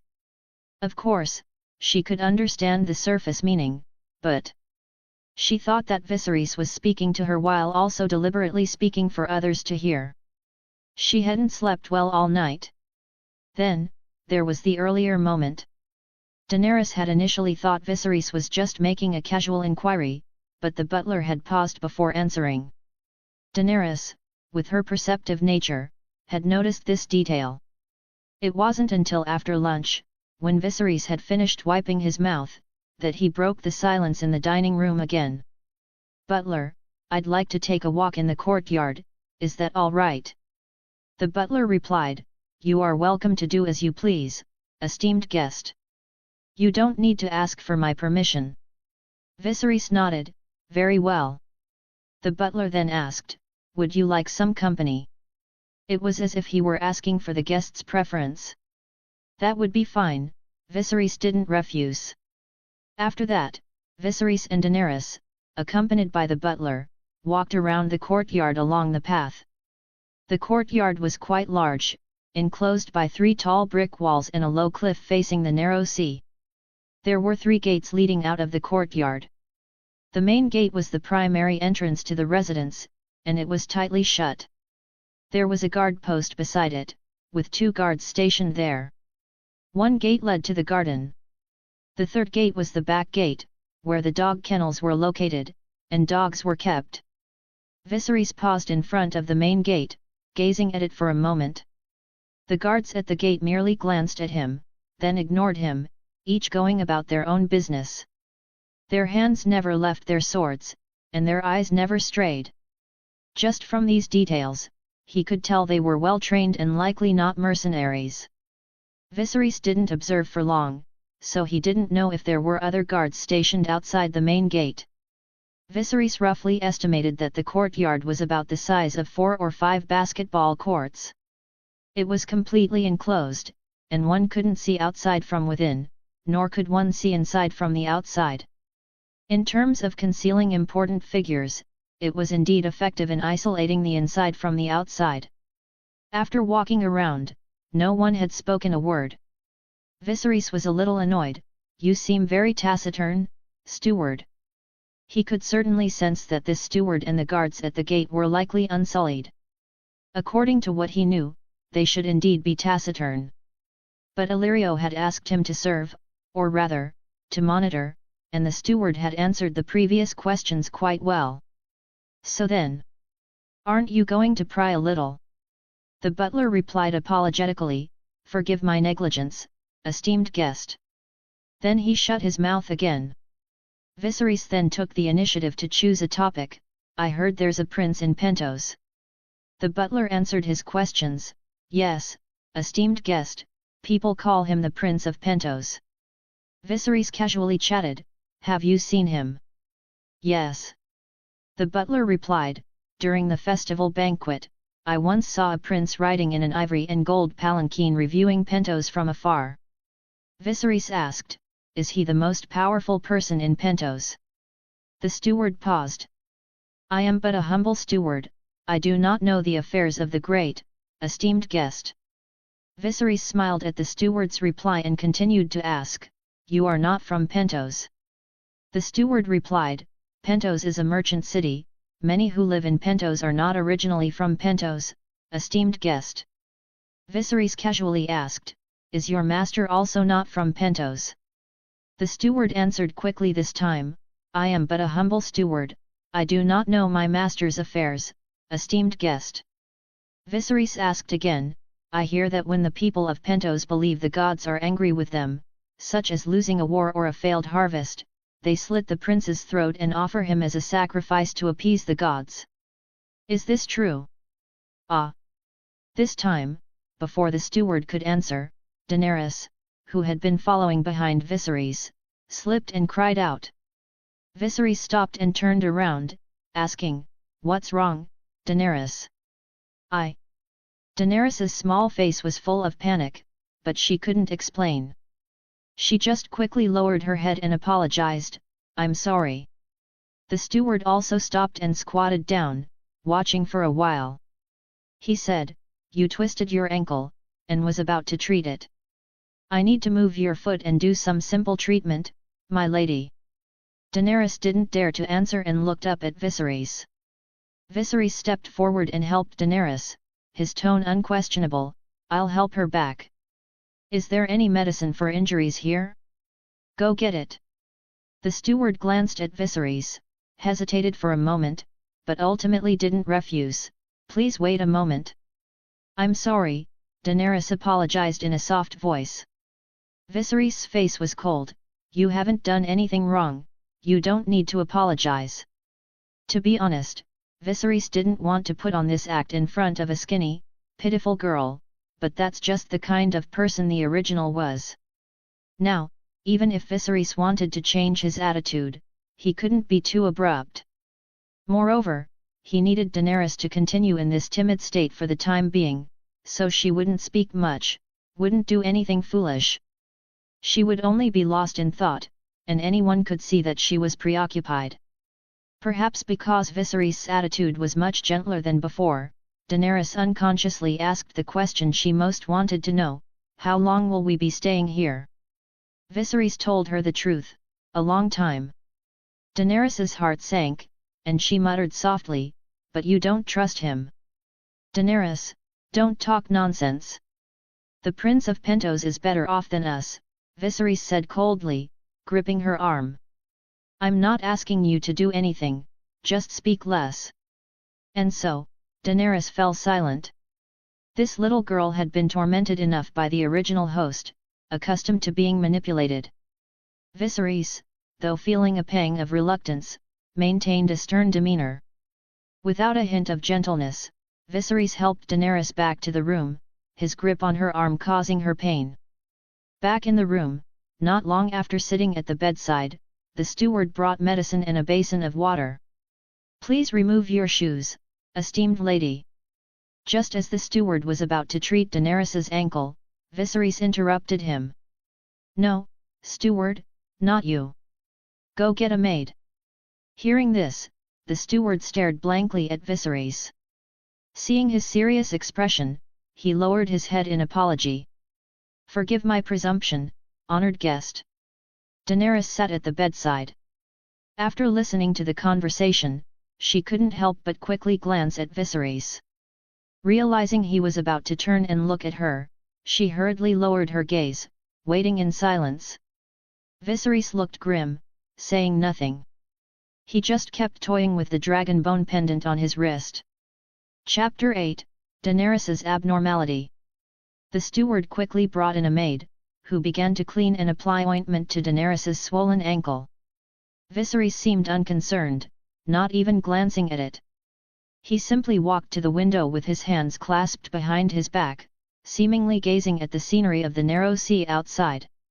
No one knew what expression Viserys wore at the moment. He wasn't looking at the sea at all. His face was dark, his eyes narrowed, and he seemed to be deep in thought. The sea breeze stirred the thin silk curtains at the window, making them billow gently. When the sound of the maid finishing with Daenerys's ankle subsided, Viserys turned around. He wore no expression, and didn't speak, just quietly looked in Daenerys's direction. Something unexpected had occurred, requiring him to respond flexibly and adjust his plans accordingly. The maid finished packing up. "You should rest as much as possible, and not get out of bed, my lady." Daenerys whispered, "Thank you." The maid smiled slightly, picked up her things, and left. Viserys' gaze followed the maid until it landed on the steward standing at the door. The maid walked out. The steward naturally noticed Viserys' attention. He paused, then nodded respectfully to Viserys and Daenerys separately. "Honored guests, miss, call for me if you need anything. I won't disturb you." With that, he also went out and closed the door. Viserys didn't speak immediately. He walked around the room, went to the table, picked up an upside-down cup, and filled it. Daenerys's room water pitcher contained lemonade. Then Viserys, holding the cup, walked up to Daenerys, offered it to her, and after much deliberation, he asked, "How are you feeling, Daenerys?" Viserys' sudden concern made Daenerys very puzzled. She replied timidly, It doesn't hurt anymore." "Oh," Viserys uttered, the sound meaningless. Then, he asked, "Daenerys, tell me, do you feel anything else?" Viserys crouched down, staring intently at her face. "Do you have some sort of strange feeling?" Daenerys had no idea what Viserys was talking about, but she knew he wasn't concerned about her sore feet. A nameless fear welled up inside her, and she whispered, "What?"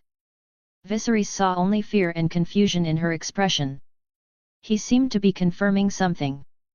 "I'm asking," he said, extending his hand and pointing at Daenerys's arm, "do you feel anything here?"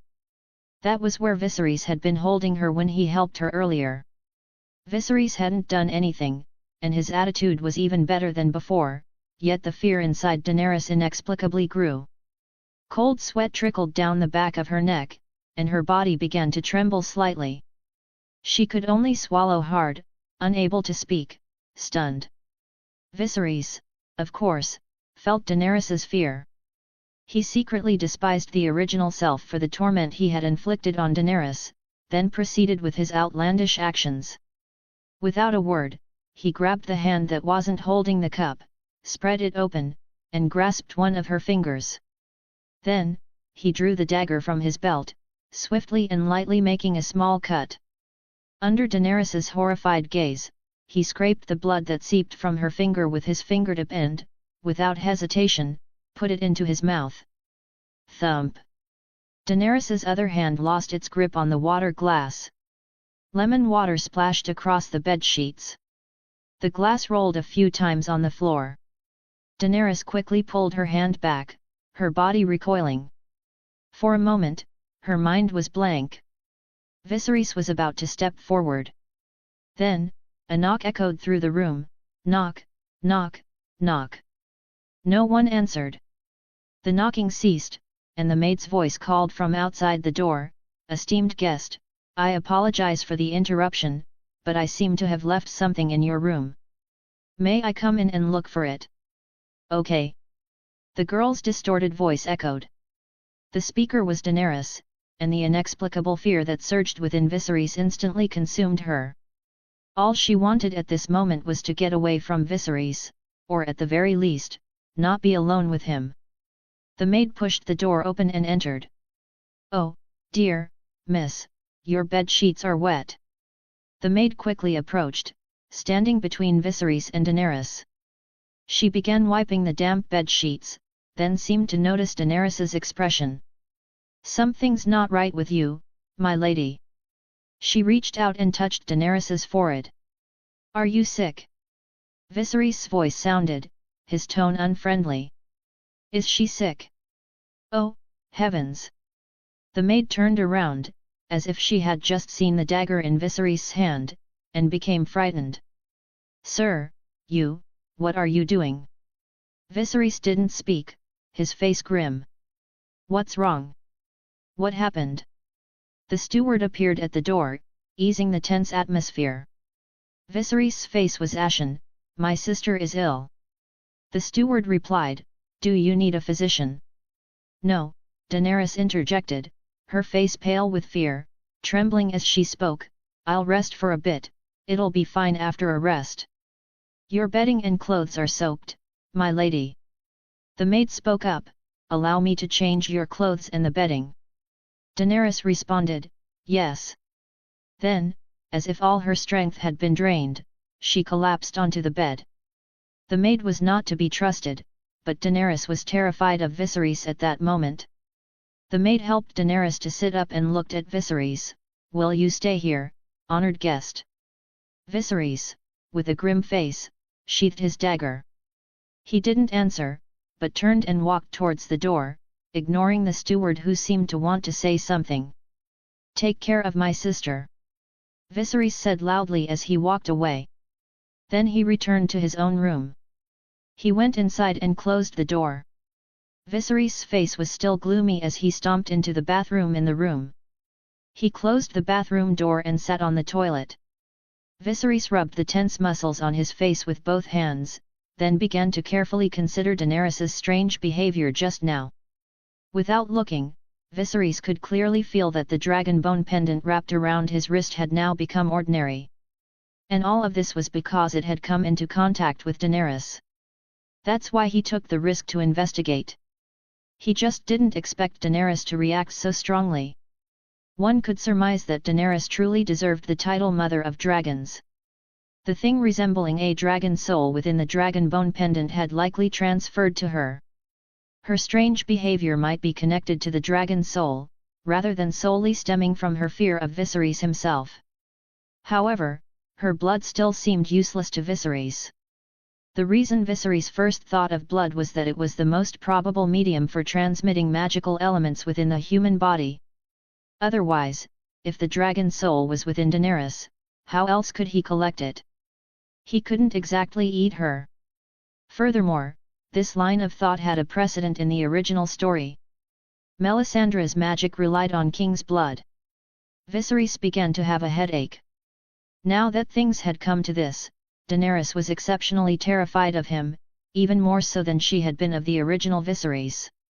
What methods could he use to approach her, to study how to collect the dragon soul, given the current circumstances? He had gained little today. He had intended to use the opportunity to show goodwill, to slightly change his attitude, and to coax Daenerys into cooperating with his research. He hadn't expected.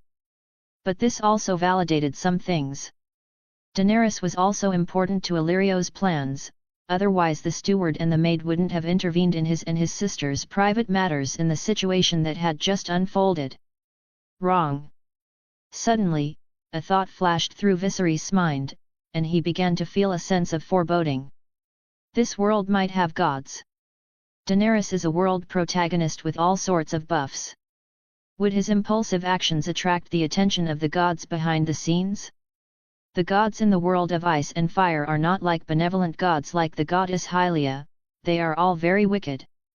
Viserys' forehead began to sweat, and his eyes flickered. When he walked out of the toilet, Viserys still had that gloomy look, as if he had no place to vent his anger. Then, he began to exercise. He took out a dagger, straightened his body, and began to slash the air angrily, as if holding a sword. No matter what, whether it was anger, fear, or helplessness, this was the only way to dispel it when he couldn't think of a solution. At least he was making an effort. While Viserys was slashing the air in the room, the maid had already changed the bedding and settled Daenerys. Daenerys didn't say a word throughout the entire process, just huddled in the corner of the bed, staring blankly. The maid wanted to say something comforting, so she said, "My lady, please rest well. Just call my name if you need anything. I'm Annie." She was assigned by Illyrio to take care of Daenerys's daily needs. She was not much older than Daenerys, with blonde hair and blue eyes. Even in ordinary clothes, her pretty appearance was hard to conceal. She acted very considerate and reliable. But the maid Annie's offer of goodwill to this little girl, who looked like a frightened rabbit, received no response, so she left awkwardly. Daenerys was puzzled by the sudden panic. Her mind was full of doubts and unease. Viserys was her only relative in this world. She had thought she could already endure all of his actions and be at his disposal. But today, what was going on? The entire afternoon passed in a flash. Illyrio did not appear for dinner. So, in this luxurious courtyard, only Viserys was dining in the dining room for dinner. Daenerys's portion was delivered to her room by the maid Annie. Viserys didn't appear to be in Illyrio's sight even by nightfall. He didn't know if Illyrio hadn't returned to the courtyard or if he simply didn't intend to see him. But without a doubt, Illyrio would know about what had happened today. Chapter 9, Dragon flame. Is that so, steward? Illyrio wasn't one to jump to conclusions. It was only the second day, and there had been many abnormalities involving the Targaryen siblings in his courtyard. He had spent considerable time listening to the accounts of the maid, Annie, and the steward. Their surveillance had been generally well executed, except for one detail: when Viserys tried to harm Daenerys, the maid Annie had quickly intervened. According to Annie, Viserys was hurting Daenerys, cutting her hand with a dagger and drinking her blood, intending to do something untoward. The steward answered carefully, "I didn't see it, master. I only heard a noise. After opening the door, I saw him holding a dagger, and the young lady was trembling beside the bed, as if she had been bullied." Illyrio narrowed his eyes, trying to imagine the scene. According to intelligence, Viserys did privately abuse his sister, which wasn't entirely unexpected. But the matter of using a dagger to cut her finger and drink her blood. Illyrio was a little uncertain, but that didn't stop him from warning the presumptuous maid, "You shouldn't have appeared so early, Annie. Even if he was going to do something to his sister, you should have waited until things had developed to a certain point. Until then, it's their private affair." Annie replied, "I'm sorry, master. I thought you needed the girl to remain intact." Her primary task was to get close to Daenerys and gain her trust. Illyrio suddenly remembered that he had heard from certain sources he couldn't mention that the Targaryen Mad King would scratch and bite his queen during that sort of act, leaving her covered in blood. Had Viserys inherited his mad father's? Illyrio frowned. "Annie, tell me, is she still a virgin?" Illyrio was a little worried about what Viserys might have done to his sister, Daenerys, where Varys's little birds couldn't see. After all, based on the intelligence he'd gathered and his own observations, Viserys' behavior towards Daenerys was, well, a bit perverted. Annie replied, "Most likely, master." "Most likely." Illyrio was displeased with the answer. "Find a way to confirm it, Annie." Annie replied, "Yes, master." Illyrio waved his hand, signaling her to leave. After Annie left, Illyrio began to ask another question: "Why do you think he brought up the Prince of Pentos?" The steward pondered for a moment before answering, "I don't know, master." Illyrio had his own thoughts and didn't really expect an answer from the steward. He changed the subject, "From what you've seen, how skilled is he in combat?" "He's thin and weak," the steward thought, then replied, "I could easily take the dagger from him." Illyrio asked again, "Didn't he play with that pendant again today?" "No." Illyrio didn't ask any more. Continue observing. Daenerys didn't know when she fell asleep, having endured a whole day of confusion and fear. She began to dream. At first, she dreamt of the house with the red door in Bravos, her childhood. There, Sir Willem Darry was old and ill, but very kind. Her brother, Viserys, often had a smile on his face. At night, he would let her climb into his bed and tell her stories of the Seven Kingdoms, painting a picture of a beautiful life after ascending the throne. But those things quickly vanished, becoming blurred. Sir Willem had died. She and her brother were driven from the house with the red door, then hunted from city to city by the assassins of the usurper, who never showed themselves. They begged for help from governors, magnates, and merchant princes, even flattering them for food. After selling her mother's crown, the mockery and humiliation from the outside world twisted Viserys. He became increasingly cruel and violent towards her. Then she dreamt of lightning and thunder, followed by the visions of the day Viserys was struck by lightning, thunderstorms, flames, frost, roaring, tumbling clouds, and a giant three-headed beast. Then, a sudden plunge into darkness. She was in a boundless abyss, and an unspeakable, vast silence coiled around her. A tide of coldness surged into her heart. It was fear. In a daze, Daenerys felt her body tremble, but she couldn't be sure. Her senses had entered a strange state, she felt as if she wasn't herself. Her body seemed to be beyond her control. Only her senses gradually adapted to the darkness. Floating, secret purple dust surged from her body into the darkness. The purple dust mixed with the deep darkness, forming deep, mesmerizing, illusory vortices in the void. The deep darkness was like a curtain, even deeper darkness mixed with the purple dust that gushed from her body, drifting in the bottomless vortices. Something was being drawn from her body bit by bit, pulled into the depths of the vortex. If she could still control her throat, she would have screamed. Or perhaps she had screamed, but the sound vanished into nothingness. An immense terror consumed her entirely, obliterating any other emotion beneath its weight. Time passed, she didn't know how long. Gradually, her body began to feel anew. Her soul emerged from the strange feeling of not being herself. Now, in a third-person observer's posture, she was beyond the boundless, dark abyss, watching the starlit, purple dust within the abyss gradually dissipate. As the purple dust completely dispersed, only an endless dark curtain remained. It stretched infinitely upward, infinitely downward, infinitely to the left, infinitely to the right, boundless. She was deeply shocked and instinctively reached out a hand to touch it. Then she saw her hand, dotted with smoldering sparks. Suddenly, everything plunged into the void. Viserys suddenly opened his eyes, disbelievingly reaching a hand into his chest. He just had a dream. In it, a small wisp of purple smoke appeared before him. The instant he saw it, he instinctively knew it was the dragon soul he'd been desperately seeking. Before it could react, he swallowed it whole. Then, he briefly glimpsed the magical ocean hidden within him.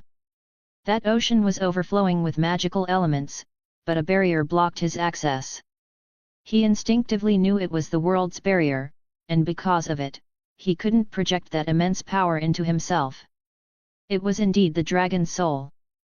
The tiny dragon soul he'd consumed triggered a surge of magic.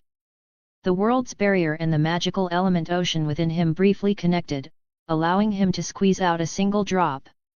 A scale. Viserys felt it. A hard, scale-like keratin had grown on his chest. From that hard keratin, Viserys felt a trace of scorching power.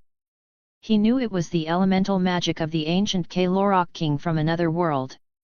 Instinctively, Viserys realized he could exhale this trace of magic, as easily as breathing. Dragon flame. Viserys forced down the surge of excitement in his chest. He climbed out of bed, pretending he needed to use the restroom. He walked into the small room, closed the door, and squatted down. Whew! He exhaled. The air around him suddenly grew warm. A tiny flame flickered, erupting from Viserys' mouth. It vanished in a flash. It was indeed dragon flame. Even though it only lasted for less than a second, and even though this small burst of fire exhausted all of his current magic, Viserys wasn't discouraged. That wisp of flame meant he had taken his first step. Viserys reached for his chest. The scaly keratin had receded, seemingly disappearing because the tiny dragon flame had consumed all his magic. But Viserys could feel a trickle of magic slowly replenishing. It wouldn't be long before a dragon scale would be full again. Viserys realized that when he devoured that wisp of dragon soul, squeezing out a drop of water from the ocean of magic, he was like a mage and sorcerer in D&D. He was using the dragon soul of this world as a medium to obtain a dragon scale mana slot to fill with the elemental magic from another world that he held within. Now, Viserys could completely call himself a dragon fire sorcerer even though he only had one mana slot, and could only spit out a tiny wisp of flame like a parlor trick. He lay back in bed. Viserys closed his eyes and began to consider the current situation. First, the source of the dragon soul. 99% of it came from the dragon bone pendant. During the day, the pendant's contact with Daenerys caused the dragon soul to disappear, presumably entering her body, while he, upon contact with Daenerys's blood, ultimately devoured the dragon soul through a dream. This guess was rather metaphysical, but it made sense. However, he couldn't be certain yet, he needed an opportunity to experiment again to confirm it. Next, the relationship between the dragon soul and magic. He thought about it, and it was somewhat similar to a medium and the projection of power. The elemental magic within him originated from another world, requiring a medium like the dragon soul to project the magic of that world into this one. The dragon soul he gathered and the amount of magic he could obtain were roughly equivalent. The dragon bone pendant likely only held a wisp of a soul. What can I do with this little bit of magic? The magic was too little. Moreover, when he breathed fire just now, he could clearly feel that his body was currently mortal flesh and blood, unable to withstand the high temperature of the dragon flame gathering in his throat and spewing from his mouth. Therefore, a large proportion of the magic drawn from his body was dissipated in the instinctive body protection. Before transforming back into a dragon's body or constructing magic organs with sufficient magic, this method of using magic was inefficient and wasteful. He wasn't even sure if the brief, tiny dragon flame could harm anyone. In the current situation, this bit of magic seemed to be useless. Possible surveillance. Before, he could afford not to care about prying eyes. He had no secrets worth hiding, and could even use it to bluff and create a false impression. But now, with secrets to conceal, this issue couldn't be ignored. This led to a new question. Do I absolutely have to be a dependent? Thinking it over, Viserys couldn't help but scratch his head. This wasn't something he should be pondering right now. Having transmigrated into the last of the Targaryens, he had no choice. His actions drew the attention of many. To attempt to break away before gaining sufficient strength, the consequences were foreseeable. Assassins and plots, not all of them might come from King Robert, nor were they necessarily meant to kill him. They could also be aimed at forcing him into a certain situation, compelling him to make a specific choice. New schemers, at least for now, he could glean some understanding of them through memories from the original story, like Illyrio. Viserys' life was destined to be intertwined with intrigue and calculation. There were only two ways out of this life: become strong, or die. Chapter 10, Daenerys is sick. Viserys, as usual, lazed in his room until noon, making sure Illyrio wasn't planning to meet him today. Only then did he get up, wash, and go out. The hallway had only maids cleaning today. Viserys went straight to one of them and asked, "Where's the steward?" "Just a moment, honored guest." The maid put down her work and went to a corner of the stairs, ringing a small bell. Soon, the steward appeared before Viserys. "Will you be having lunch, honored guest?" Since the steward brought it up, Viserys didn't hesitate. "Yes." "Will you be going to the dining hall, or shall it be sent to your room?" The steward posed the same question. "The dining room," Viserys replied. The steward nodded. "Please wait in the dining room." He turned and left. Viserys waited in the hallway for a while, but Daenerys didn't appear. Ignoring the maid who was silently going back to work, he went straight to Daenerys's door, knocked, and called out, "Daenerys." There was no response. He raised his voice a little. "Daenerys." Still no response. He quickly turned the doorknob. The door wasn't locked. Viserys pushed it open. He wasn't stopped. "Daenerys, can't you hear me calling you?" His voice was cold, and his eyes quickly scanned the bed. Fortunately, she was still there. Daenerys was still lying in bed, looking as if she hadn't woken up. Viserys leaned closer and saw that Daenerys' face was flushed, her breathing heavy, and she was frowning in a deep sleep. He reached out and touched her forehead. Daenerys was burning up, as if she had a fever. She was actually sick? Perhaps it wasn't a sickness. Viserys quickly connected Daenerys's current state with the dream from last night, suspecting it was caused by his consumption of the dragon soul within the dream. After all, what he devoured might have been a wisp of the dragon soul that entered Daenerys's body yesterday. Viserys retracted his hand, feigning hesitation by the bedside.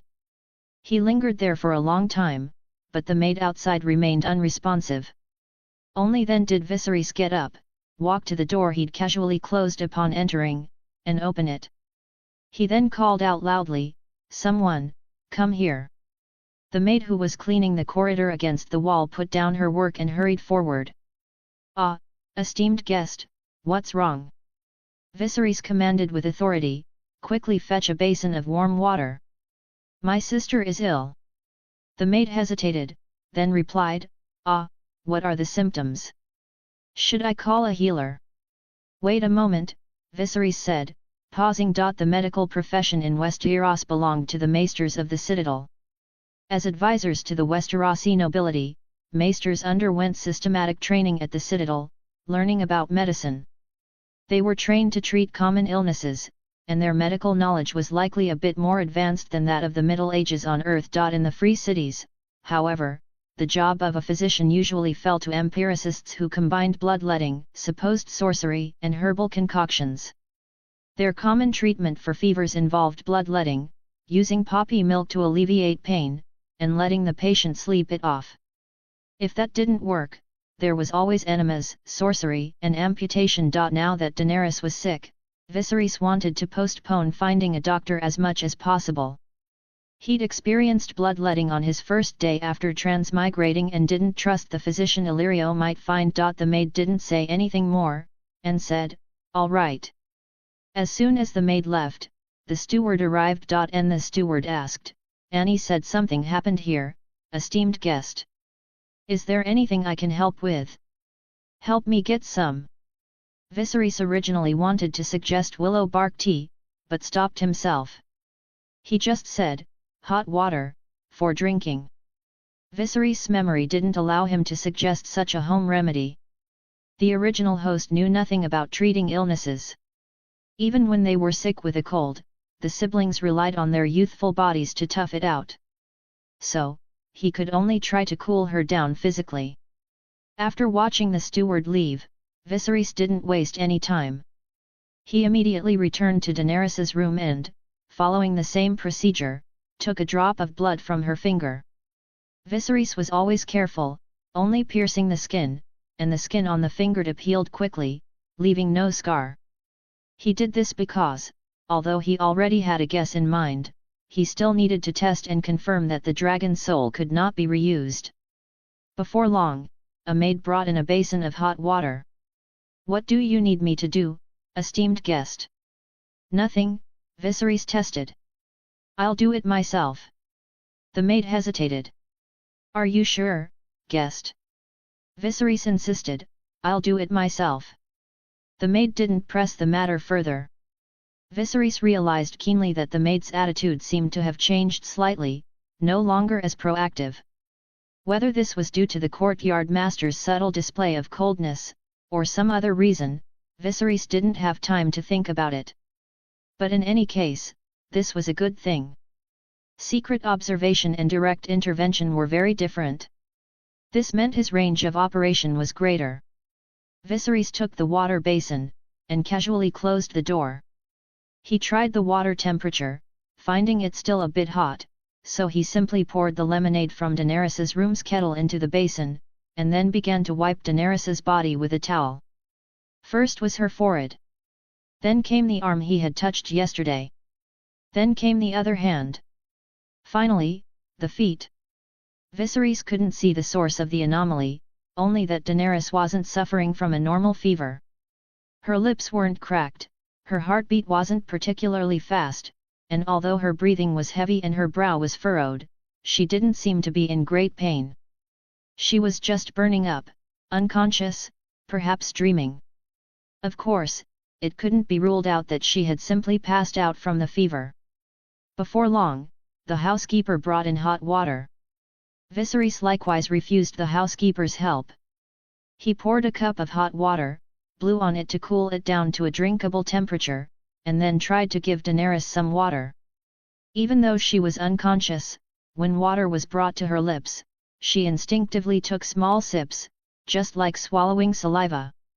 When Viserys lifted her up, he found that there wasn't even much sweat on her back. Daenerys was definitely not sick.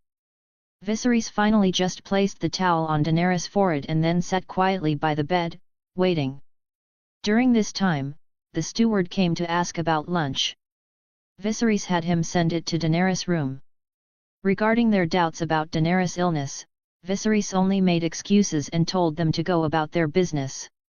Then, without any disturbance at least on the surface, Viserys began to try to wake Daenerys every so often, while also monitoring her temperature. After 6 attempts, Viserys estimated that 2 hours after he began recording, Daenerys' temperature began to drop noticeably, showing signs of regaining consciousness. Before he could check for the 7th time, Daenerys had already woken up, her eyes opening softly.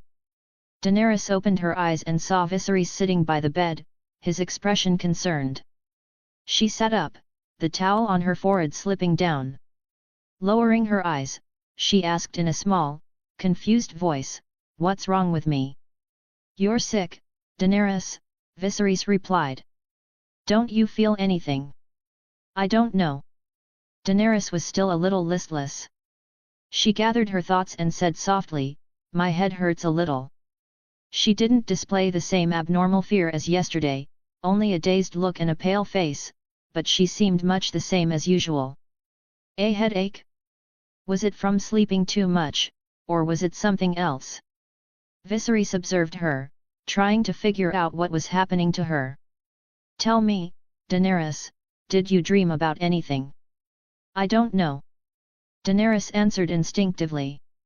She tried to recall, but the dream was hazy, only fragments remained, difficult to piece together. "I don't remember." Viserys' unusual behavior made her feel uneasy, and she dared to look up and ask, "Why do you ask?" Viserys' scrutinizing gaze swept over her, and Daenerys immediately lowered her head, not daring to meet his eyes. Viserys' thoughts turned, but he didn't pursue the question, instead changing the subject. "You've been asleep all day, are you hungry, Daenerys?" Daenerys looked up, puzzled. Viserys explained, "It's afternoon, Daenerys. You've been asleep all day." Daenerys was incredulous. "How could that be?" "As I said," Viserys told her, "you're ill." Viserys then asked, "So, are you hungry?" Daenerys realized her brother seemed concerned about this. She felt her stomach and nodded. "Good." Viserys seemed satisfied with her answer. He stepped out of the room, calling for the housekeeper to prepare hot food. Daenerys was puzzled, realizing she had slept all day, and Viserys was acting unusually.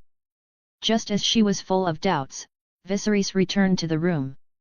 Under Daenerys's surprised gaze, he took a piece of dessert and tea from the table and brought them to her bedside. "Have something to tide you over." This unprecedented display of care left Daenerys bewildered. She wanted to see Viserys' expression but didn't dare look up. She hesitantly reached out, took the food, and didn't dare suggest getting out of bed. She ate small bites, not saying a word. The room fell silent.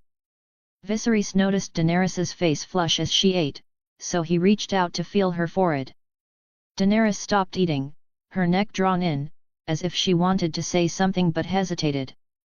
After confirming that she was just flushed, Viserys asked, "What's wrong?" Daenerys spoke haltingly, as if asking for permission, "I want to get up and wash." Viserys realized something, his face tightening. He said, "I'll go see how the steward is doing." Then he straightened his clothes and strolled out of Daenerys's room. Viserys, of course, was not going to see the steward. Unexpectedly, there was no one in the hallway at this moment. Viserys began to examine the hallway. The maid's reaction that day had been very quick, and he suspected the place of observation was probably somewhere in the vicinity. He took the opportunity to wander back and forth in the hallway outside the door, tapping the wall with his fingers as if aimlessly, but unfortunately, he didn't find anything unusual until the butler appeared, pushing the food cart. Seeing each other in the hallway, the butler was the first to ask, puzzled, "Esteemed guest. I'm waiting for you, butler." Viserys directed the butler to push the small food cart to Daenerys's door. He knocked casually and simply said, "I'm coming in," before opening the door himself, allowing the butler to deliver the food. After the butler had finished setting the plates on the table in the room, Viserys naturally sent the butler away and stayed behind. It was at this moment that Daenerys, her face flushed, walked out of the washroom. Judging by the look of it, Viserys wasn't planning to leave anytime soon. Chapter 11, A Change in Attitude. Viserys carefully observed and recorded in his mind Daenerys's condition after waking up, her temperature, expression, physique, appetite, and water intake. Aside from being suspicious and unnerved by Viserys' sudden show of concern, displaying obvious unease and acting unnatural when he touched her forehead, she seemed unchanged. She was still that timid little girl. That strange, fearful, and resistant attitude seemed to have vanished along with the fever.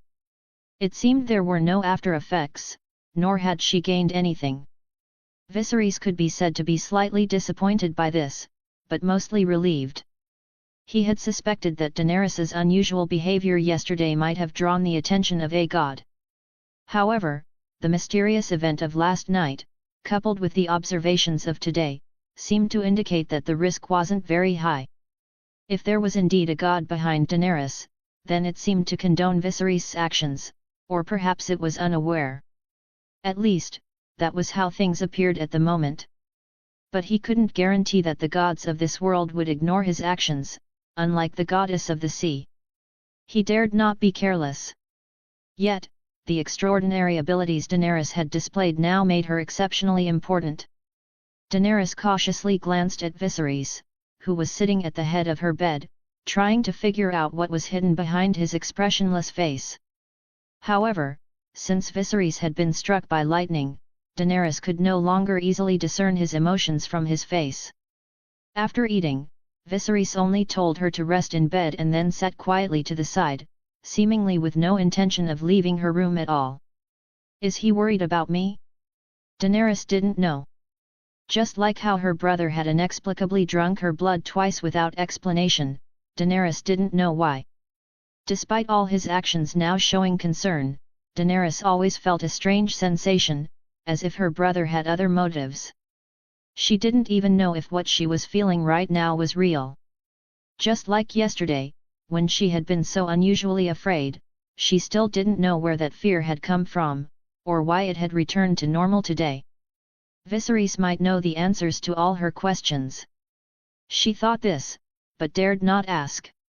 While Daenerys was lost in thought, Viserys broke the deepening silence in the room. He said softly, "Daenerys, I know your heart is full of doubts. Someday, I will give you the answers, but not now."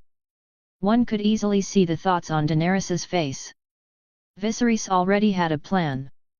He would keep her guessing, but make her feel like his attitude had changed. Daenerys was the most important card he held. Whether it was using her, or coaxing her, he had to bind her firmly to his side. Daenerys was very important to him. This attitude needed to be conveyed to Daenerys, and also to Illyrio. Daenerys was still a little girl, easily manipulated and heavily reliant on her brother Viserys. Although smart, she wasn't difficult to handle. As for Illyrio, while this approach meant exposing a weakness to him, as a pawn, recognizing the situation and adapting was the correct course of action. Taking the initiative to show his attitude before Illyrio could make any suggestions might even be a form of probing. How determined were they in their plans, and how would they respond to this situation? Daenerys, of course, didn't know what Viserys was thinking. She widened her eyes in surprise, taken aback by this unprecedented show of goodwill. She wasn't stupid. With her sensitive mind, she immediately sensed the shift in Viserys' tone and instinctively probed it. She stammered, whispering, "I don't want to know anything. I want to go home." This probing didn't bring scolding or beatings, but a response that surprised Daenerys. Viserys asked, "The home you're talking about, is it Sir Darry's house in Bravos? I remember a red lacquered gate and lemon trees." A trace of melancholy crossed his face. Hearing this, Daenerys' heart surged, and a complex mix of emotions welled up within her. "You know. You grew up there," Viserys said, gesturing, "from so small to as tall as a table. I watched you grow up day by day. Daenerys ventured to ask, "Can we go back?" "We will, Daenerys," Viserys replied easily, as if it were a casual answer. Daenerys realized it was a lie and her heart sank. Viserys continued, "But, Daenerys, that is not home." Daenerys' expression darkened further. "You'll understand one day, Dany." Viserys reached out and gently brushed a strand of hair from her forehead. "Where family is, that's home." Daenerys held her breath for a moment, her eyes, which had been on the verge of tears, lit up. Tears still shimmered, but her heart was filled with joy. She grew a little bolder. "You've never said things like this to me before." "Before today, my sister," Viserys said, "I never thought I would lose you." Daenerys's heart fluttered. She took a deep breath and looked up at Viserys, studying his expression. He looked gentle, his eyes full of concern. Daenerys couldn't get a word out. "Rest well, Dany, and don't overthink things." Viserys tucked her in and covered her with a thin blanket. "Your illness is just starting to improve, you need to rest." Daenerys burrowed half her face into the covers, looking dazed and at a loss. She wanted to tell her brother that her body was actually very healthy, just like always, but she couldn't bring herself to speak. Viserys collected his thoughts, sighing inwardly.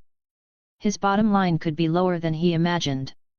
He was, of course, perfectly aware that the original Viserys had often instilled in Daenerys the importance of maintaining the purity of their bloodline through inbreeding, to the point that Daenerys had always believed she would one day marry Viserys. In fact, the original Viserys' vicious violence towards Daenerys also stemmed from this. From a young age, he had regarded his sister Daenerys as his future queen, convinced that he would marry her. And from the moment he sold their mother Queen Rhaella's crown, he realized that he would one day sell his own sister as well. His feelings for his sister became twisted, morphing into a perverted possessiveness. Viserys knew very well that his show of affection would mislead Daenerys, perhaps causing her to develop feelings for him that were different from those of a sibling.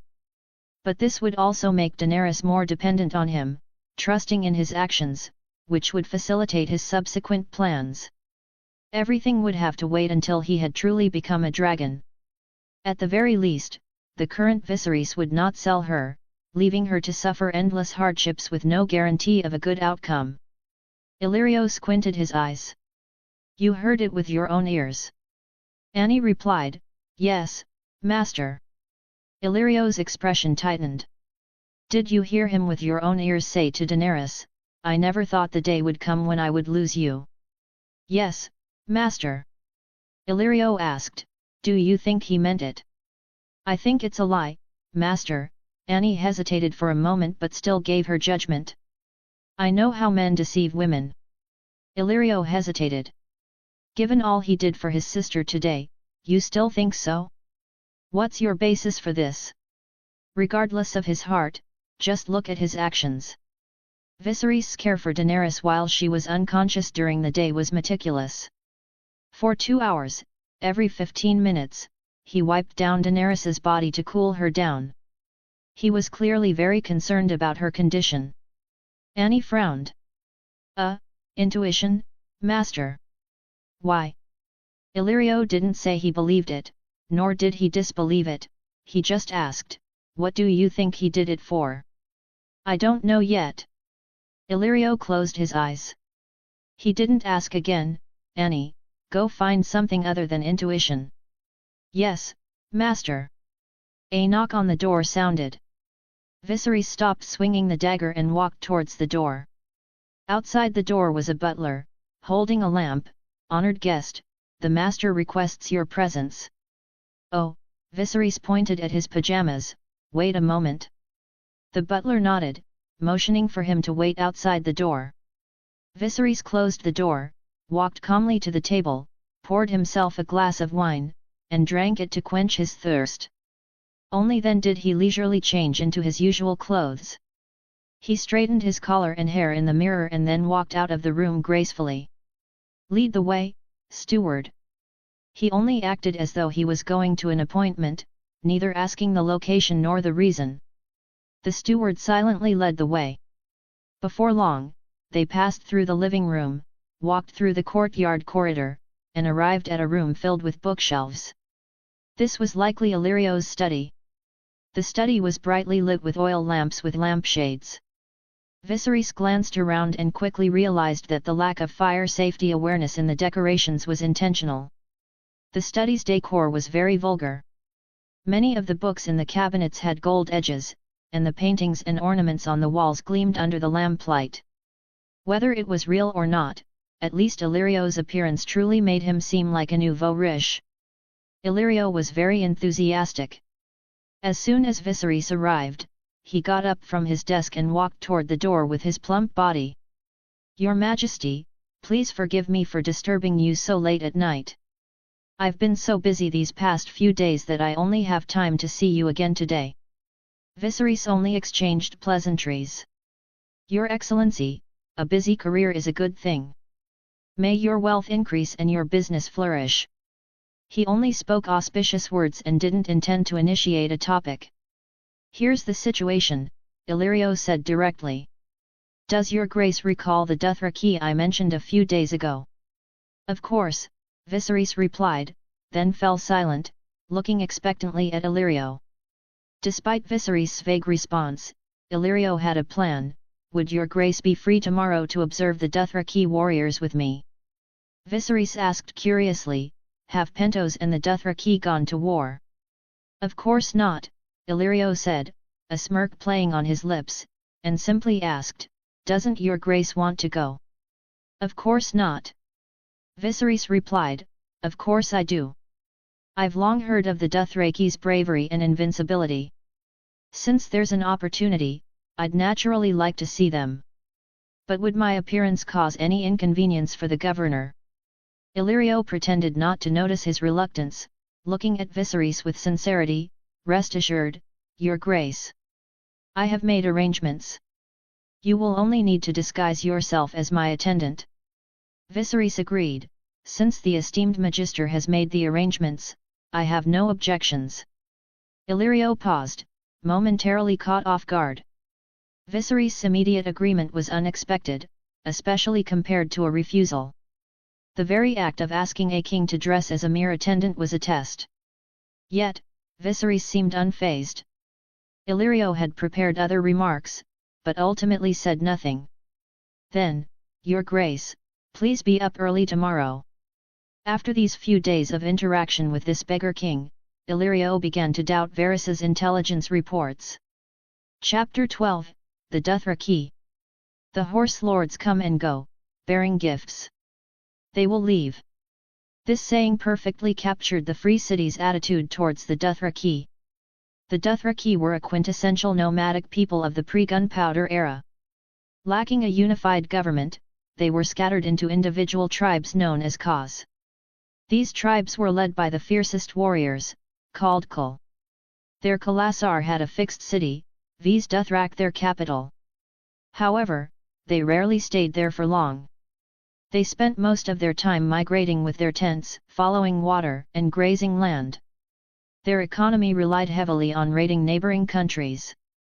For survival, the tribes also attacked each other. Pentos saw several Dothraki tribes passing through each year, some new, some old.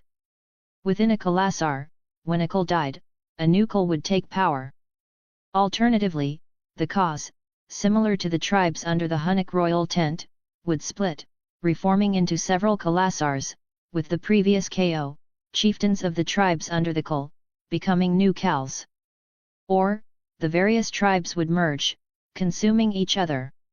Whenever the Dothraki migrated through, the Pentoshi nobles would proactively offer gold, silver, and gifts, providing them with supplies and directing them to plunder elsewhere. The people of Pentos had even built magnificent palaces by the bay for the Khals to rest in as their Khalasars migrated. The nobles of the free cities were quite pleased with this solution, as they could use wealth to stop the bloodshed, and even take the opportunity to extort more money. Viserys preferred to call it tribute. However, the people of the free cities had no sense of nationhood or national identity. After all, the rulers with real power in these cities were the merchant-governor alliances. They only needed to ensure that the trade routes were not disrupted, and that they could continue to make money. They didn't bother with anything else. What Illyrio wanted to show Viserys was a Dothraki tribe that happened to be passing through, reportedly with a scale of 10,000 warriors. Illyrio was a merchant and a schemer. He understood human nature, and of course, he wouldn't let Viserys see the tribe of Khal Drogo he really wanted to introduce right away. He wanted Viserys to first get an impression of the Dothraki warriors, and then tell him that this was not the strongest, that there was a more powerful tribe, a rising overlord of the grasslands, who could be a bridge for him. Having learned that the tribal leader wasn't called Drogo, Viserys understood the situation. He realized this was Illyrio's response to his earlier resistance. It seemed they were quite invested in this plan to link the last of the Targaryens with a Dothraki cult. Viserys had a plan in mind. He slept soundly that night. The next morning, Viserys got up early, ate a simple breakfast, and changed into the servant clothing Illyrio had provided. He then left the house with Illyrio and the servants. Illyrio rode in a luxurious carriage, driven by 2 servants, with over a dozen servants on horseback following.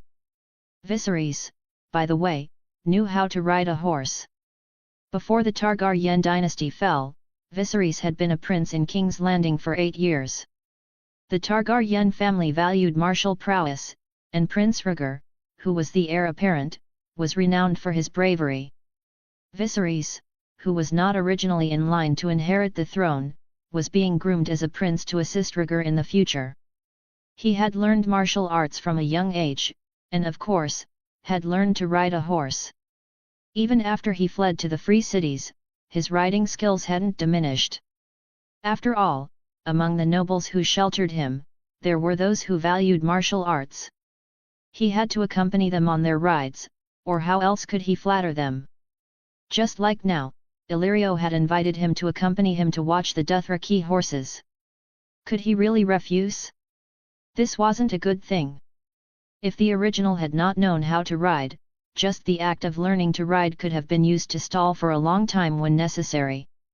Today was Viserys' first time walking the city streets since coming to Pentos.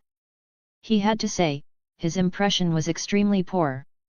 He hadn't felt much when he first left the courtyard, but as soon as he left the courtyard area, a suffocating stench hit him in the face. There weren't many people on the street in the morning, but the muddy ground, animal feces, and various kinds of garbage were everywhere. The smell of excrement and fish mingled together, making it difficult to breathe.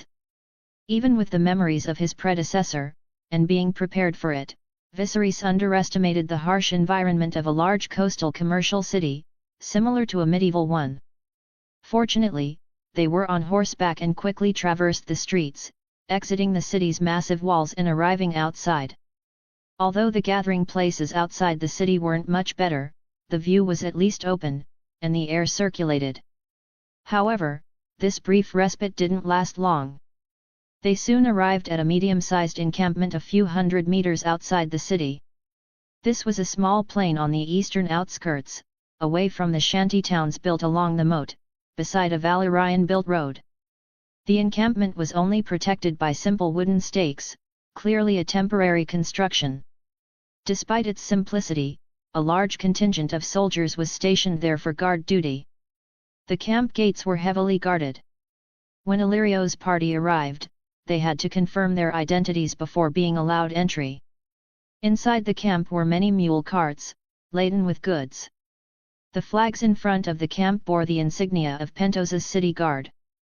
Entering the camp, Viserys began to observe. He had served as a centurion for a princess in his previous world and knew a bit about ancient military formations. He could easily tell from the temporary tents and the distribution of personnel that there were at most 500 people in the camp. Compared to that, there weren't many elite troops wearing armor. They were mostly responsible for guarding and standing watch. From what he could see, there was only a 50-man squad. The remaining personnel were mostly auxiliary staff in charge of the merchant's governor's transportation, unarmed and wearing only cloth. Occasionally, some wore leather armor and carried swords. These were the attendants of the governors. Viserys' current attire was that of an attendant, with a leather helmet covering his hair and most of his face. Along the way, his guide was talking to Illyrio, discussing transportation matters. When they reached the main tent in the center of the camp, Illyrio told the guards to wait outside while he went in to handle things. Illyrio had already instructed Viserys to seek out the leader among his guards if he had any problems, the same man Viserys had seen accompanying Illyrio when he was invited to Lys. He was also suspected to be a eunuch. Viserys therefore guessed that Illyrio's personal guards were all unsullied. In this situation, Viserys spoke very little and did not move around much. His silence and stillness pleased Illyrio. Viserys, however, did not care what Illyrio thought, he only focused on observing more and speaking less. About a quarter of an hour after arriving at the camp, with one merchant governor after another arriving at the central tent and messengers leaving, the temporary camp quickly began to show signs of breaking camp. More and more of the governor's attendants gathered outside the tent, but nothing untoward happened. Viserys noticed that most of them were unsullied guards like those of Illyrio, all silent and quiet. It seemed that using unsullied as guards was a normal practice in Pentos. Actually, because Pentos and Bravus had been at war, and Pentos had lost, the peace treaty stipulated that the people of Pentos could not hire mercenaries, contract with free companies, or maintain any army beyond the city guard. Therefore, the nobles were forced to buy unsullied to protect their property. For some external military affairs and internal management, they could only rely on the city guard established jointly by the governors. In fact, the largest military force in the city was the armed monks of the Red Temple. Viserys didn't know the reason for this. He just stood in a group of unsullied guards, somewhat suspicious that Illyrio had arranged for him to act as a servant. He wondered if it was a sign of disrespect, or if there was some kind of perverse amusement involved. After the mule carts in the camp had almost all departed, Illyrio and a group of governors walked out of the tent. The governors' actions were not the same. They exchanged farewells with each other. Some set off directly back to the city, while others called to their attendants to ride horses and catch up with the departing mule cart teams. After the others had almost all left, Illyrio called to Viserys and his group. They mounted their horses and followed his luxurious carriage in the direction of the mule cart team. There was silence all the way. They rode east along the Valyrian-built road across the vast plains. After about 5 or 6 miles, a river appeared ahead. This was still some distance from the Rhoyne, the natural border of Pentos, but it was a tributary of the river. However, Illyrio's carriage did not follow the mule cart team, but turned elsewhere, stopping at a low hill. Then, the plump governor got out of the carriage, mounted a horse that had been prepared, and led Viserys and his retinue to ride up the low hill. The portly governor beckoned Viserys closer, and the attendants obligingly moved away. He said apologetically, "Your Grace, I have put you to some inconvenience." Viserys affected a magnanimous air, replying, "It is of no consequence, Governor. Do not concern yourself." The portly governor was merely being polite and quickly changed the subject, stating, "This high ground offers a perfect view of the Dothraki approaching to receive the tribute. Please, Your Grace, wait a moment." Viserys was obliging, replying, "I had expected to go to the Dothraki camp." He gazed into the distance. Across the river lay a windswept expanse of plains, with low, rolling hills in the distance. He could faintly see patches of green grass, and a wide dirt road stretched towards the horizon. Illyrio replied, "Your Grace is unaware. The Dothraki camp is far away. Historically, when presenting gifts, both sides send representatives to meet here. If they were stationed too close, the city's inhabitants would not rest easy. In truth, we do not fear these barbarians. The Red Priests assure us that with the Lord of Light's protection, even if 1,000,000 Dothraki attacked, we would have nothing to fear." This aligned with Viserys' observations, and he pretended not to hear Illyrio's later attempt to cover his words. The eastern part of Pentos was a vast plain, perfectly suited for cavalry. If the passing Dothraki settled too close, the consequences would be dire if the Khals made any moves. So, how do you assess the Dothraki's intentions? Viserys asked casually. What if they're feigning, using trickery to get more gifts? Illyrio said confidently, we will know, Your Grace. Viserys sensed Illyrio's confidence and couldn't help but sneer inwardly. He mumbled, it seems you have a great deal of experience with such matters. Illyrio faintly heard the mockery and turned to look at Viserys. He could only see a hint of anticipation on the face mostly covered by the helmet, as if he were waiting for the Dothraki to appear, and that his earlier words were just a casual remark. He gazed in the direction the mule cart convoy was traveling, and after a moment, several columns of smoke rose from the low hills in the distance. As the smoke rose, a dense mass of men and horses gradually appeared on the low hills about 3 or 4 miles away. From that distance, they looked like ants, but they were densely packed, impossible to count.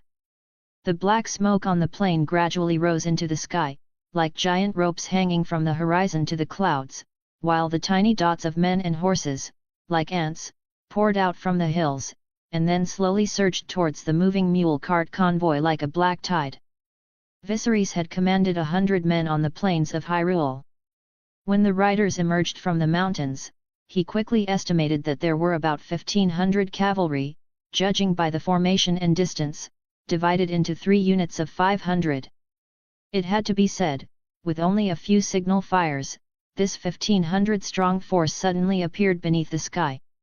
They then descended from the low mountains, and as they moved across the vast plain, the riders became increasingly clear, creating a truly awe-inspiring effect.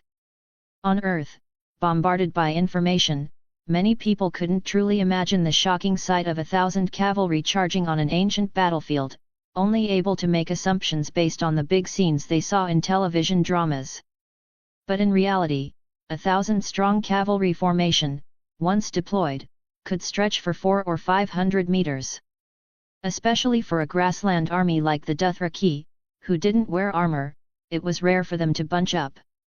They were skilled at cutting up the battlefield like a hunt, engaging in a chaotic melee. The Dothraki clearly intended to display their strength. These troops, who Illyrio said were here to meet them, suddenly charged towards the mule cart convoy when the distance between the two groups was about a mile. Of course, no fighting broke out between the two sides. The Dothraki cavalry formation was merely showing off its military might. After a brief clamor, the charge stopped. The troops turned, and the cavalry formation merged into 2 groups, as if escorting the gifts sent from Pentos, surrounding them in the middle of the formation. Even standing on this low hill, 3 or 4 miles away, one could easily feel the cavalry's charge, the dust billowing, the earth trembling, and the approaching riders truly like a tide. The scene was indeed grand, but it wasn't enough to faze Viserys. The Dothraki horsemen were, after all, just men. He'd seen marching formations packed with grotesque creatures, and he'd commanded 100 men in an attempt to slay a dragon. He'd even had the chance to transform into a dragon himself. But this served as a reminder to Viserys, if he were to use a dragon's breath to fight against 1,000 or 10,000 soldiers in the future, it would be best to have them bunched together. And an army would be needed to finish the job. A formation of 1,500 cavalrymen could stretch for 400 or 500 meters. Once a formation of 10,000 men, even if they were foot soldiers, spread out, it would be a real headache to deal with them. Based on his own experience, once the enemy realized they should scatter when facing a dragon, even a dragon with endless reserves of magic would find it difficult to easily annihilate them single-handedly. That was why the Targaryens hadn't been able to conquer Dorne, even in the Age of Dragons, and they needed the support of armies and subjects. Illyrio watched Viserys, saw his gaze drawn to the Dothraki cavalry, and observed his silent contemplation and changing expressions. He then asked with a certain amount of satisfaction, "Your Grace, what do you think of these Dothraki horsemen?" Viserys could easily hear the smugness in Illyrio's tone, though he couldn't tell if it was genuine or just an act for the sake of the plan. "Well, I understand now," Viserys said, not giving Illyrio the reaction he wanted. He looked at him with a serious expression. "You're serious, and you're not like those nobles who are just playing around. Governor Illyrio, I see your ambition, and I've confirmed your attitude and execution. To help me regain the throne, you've even devised a seemingly feasible plan and are firmly implementing it, trying to convince me." Viserys rode his horse up to Illyrio, and said with unprecedented solemnity, "Just for this, Illyrio, you don't need to do much. Just keep this ambition and work for me. If I retake the Iron Throne in the future, the position of Hand of the King will be yours." This wasn't the reaction Illyrio wanted, but he still took the words, expressing his confusion at Viserys' reaction. "Your Grace." Viserys didn't answer immediately. He rode forward a distance, then reined in his horse before Illyrio could react in a way that would damage his current high spirits. He looked back, signaling for Illyrio to come forward for a private talk. Illyrio was hesitant.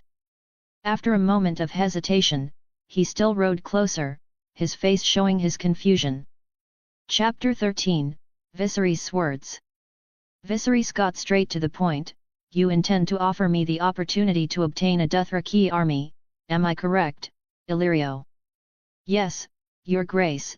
Illyrio didn't hide it. "That is precisely what I intend to do."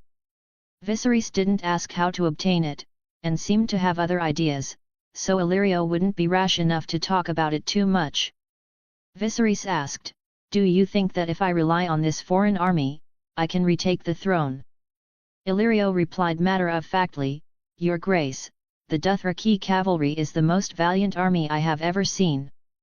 Viserys nodded, "I must commend you, Illyrio, for coming up with a plan that seems feasible." Illyrio's smile faded, and he frowned, asking, "Your Grace, do you think this plan is not feasible?" He acted as if he was puzzled by the disregard for his plan, his words hinting at a deeper meaning, pressing for Viserys' stance. At the moment, their relationship was essentially one of cooperation, the ruler-subject dynamic only superficial. Since Illyrio's plan was not favored, the subservience in his words lessened, as if he might abandon the cooperation at any moment. Illyrio's behavior was normal. If the original Viserys were here, he would likely treat Illyrio as just another of the many nobles he had encountered, a lifeline he had barely grasped. He might even be pressured by this attitude, lowering his own stance and flattering him. Of course not. Viserys was unconcerned by Illyrio's reaction, continuing to use his own rhetoric. "You are a very discerning merchant, Illyrio, and I still believe that. Your plan is undoubtedly a good one, but it is not suitable for me at the moment." Illyrio asked seriously, "Does your Grace have other strategies?" Viserys spoke with ease, "Illyrio, do you know, what I need most at the moment is not an army, but time." Illyrio cooperated, "Time?" "Yes, time." Viserys did not explain, but looked at Illyrio's face and asked, "You don't seem to believe it." Illyrio looked up at Viserys, speechless for a moment. "Did I show any sign of disbelief? Just say what you have to say." Illyrio was speechless inwardly, but still pretended to explain in a fluster, "Your Majesty, I do not disbelieve, but please be clear. I wonder what you mean by time." Viserys still didn't explain, and instead asked again, "Do you really think the Dothraki army can help me reclaim the throne?" Illyrio could only say, "I cannot imagine a king returning to the throne without an army." Viserys retracted his gaze from Illyrio's inscrutable face and looked back at the formation of Dothraki cavalry, who were gradually moving away with their gifts.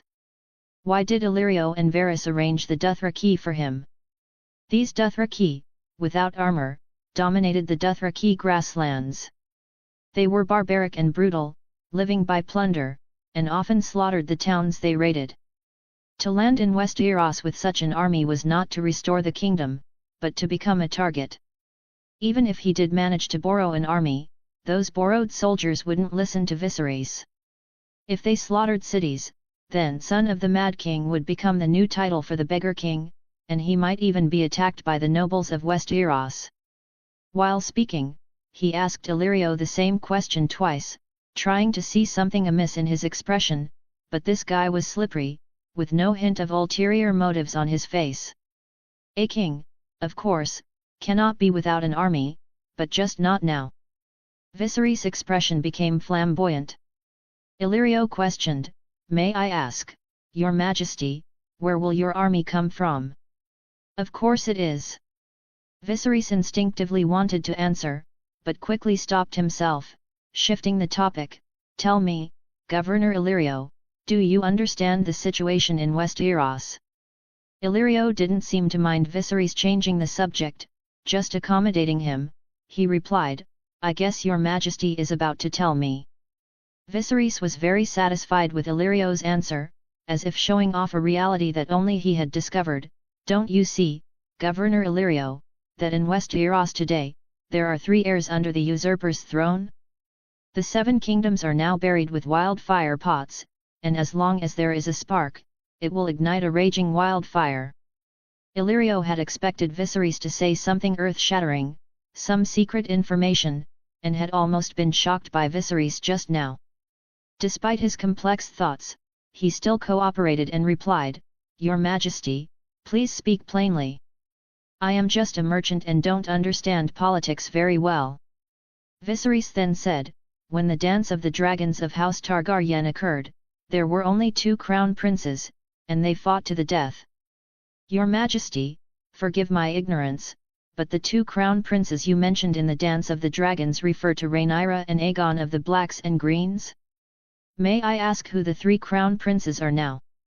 The Dance of the Dragons was a bloody civil war in the mid-period of the Targaryen dynasty, originating from the struggle between Rhaenyra, the eldest daughter of Viserys I, and Aegon, the eldest son of his second wife, Alicent, for the succession to the Iron Throne. This civil war directly led to the extinction of the dragons of House Targaryen. Viserys enumerated, "The first crown prince is naturally Joffrey Baratheon, the eldest son and heir of the usurper. The second is the current Duke of Storm's End, Renly Baratheon, and the third is the current Lord of Dragonstone, Stannis Baratheon." Even though he had expected to hear some absurd arguments, Illyrio was still surprised after listening. Where did this come from? "This is what you don't know. Storm's End is the seat of House Baratheon, and the recipients of the title have always been the heirs of House Baratheon, but the foolish usurper didn't grant it to Joffrey, the crown prince he established. Do you know that in the current Westeros, the usurper's dynasty is called the Baratheon dynasty, but the heir to the seat of House Baratheon is not the crown prince of the Baratheon dynasty?" Illyrio opened his mouth, but couldn't speak. Viserys continued, "And Dragonstone is the seat of my House Targaryen, and the crown princes of every generation have been the princes of Dragonstone. The usurper claims to inherit the throne from the Targaryens, but he granted Dragonstone to Stannis instead of his own crown prince. Think about it, Illyrio, is this not a country with 3 crown princes, and what might happen between them?" The statement was so outrageous, so full of holes, that Illyrio didn't know where to begin refuting it.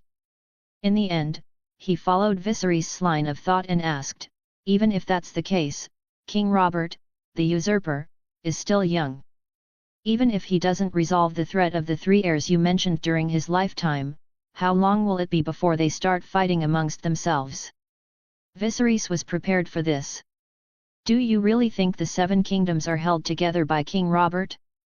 Even here in the Free Cities, I can hear rumors of the usurper's neglect of state affairs, his indulgence in wine and women, and his countless bastards.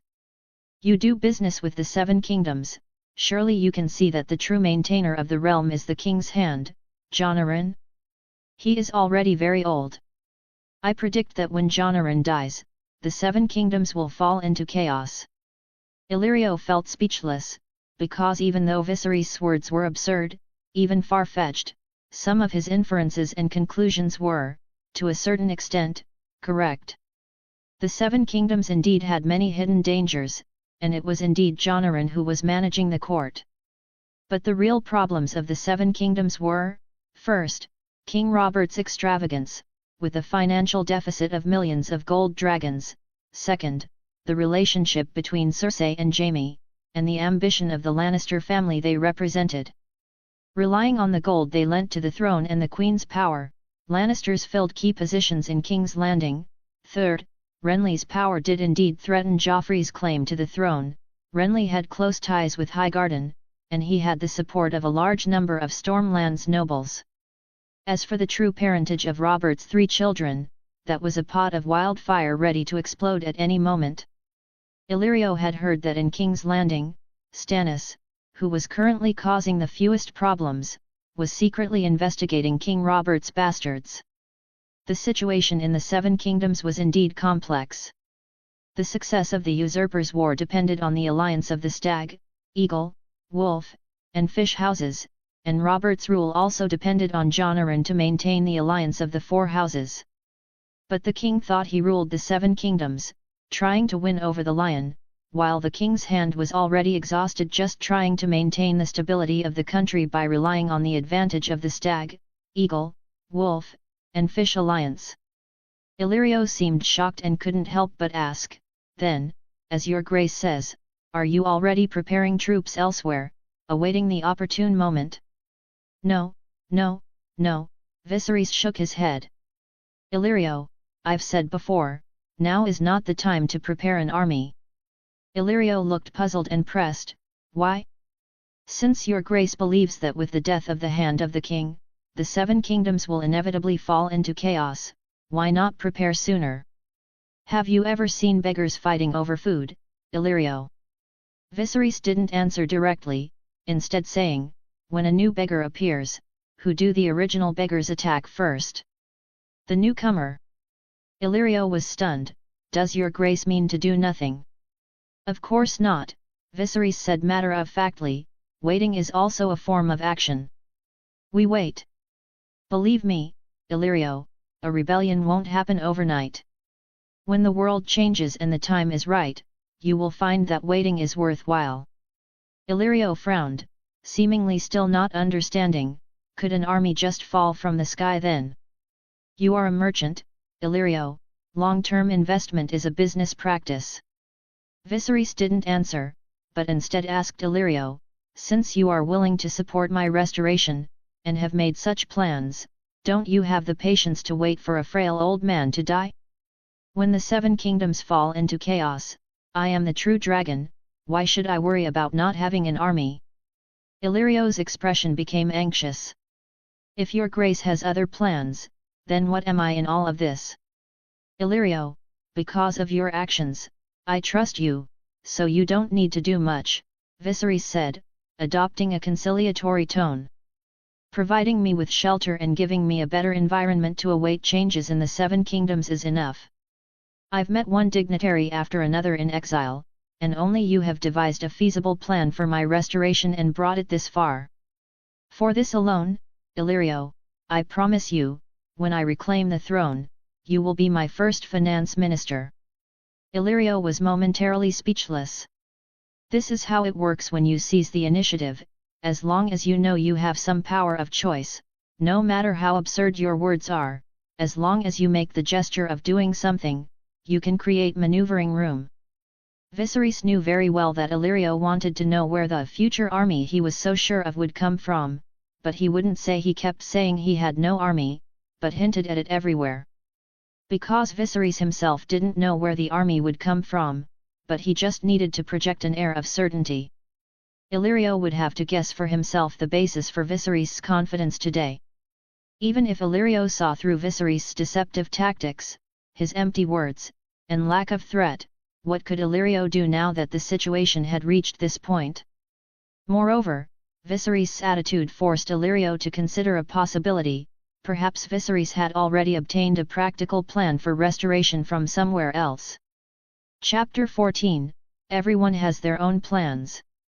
Viserys waited expectantly, awaiting a reply. Illyrio finally followed his lead. "With all due respect, Your Grace.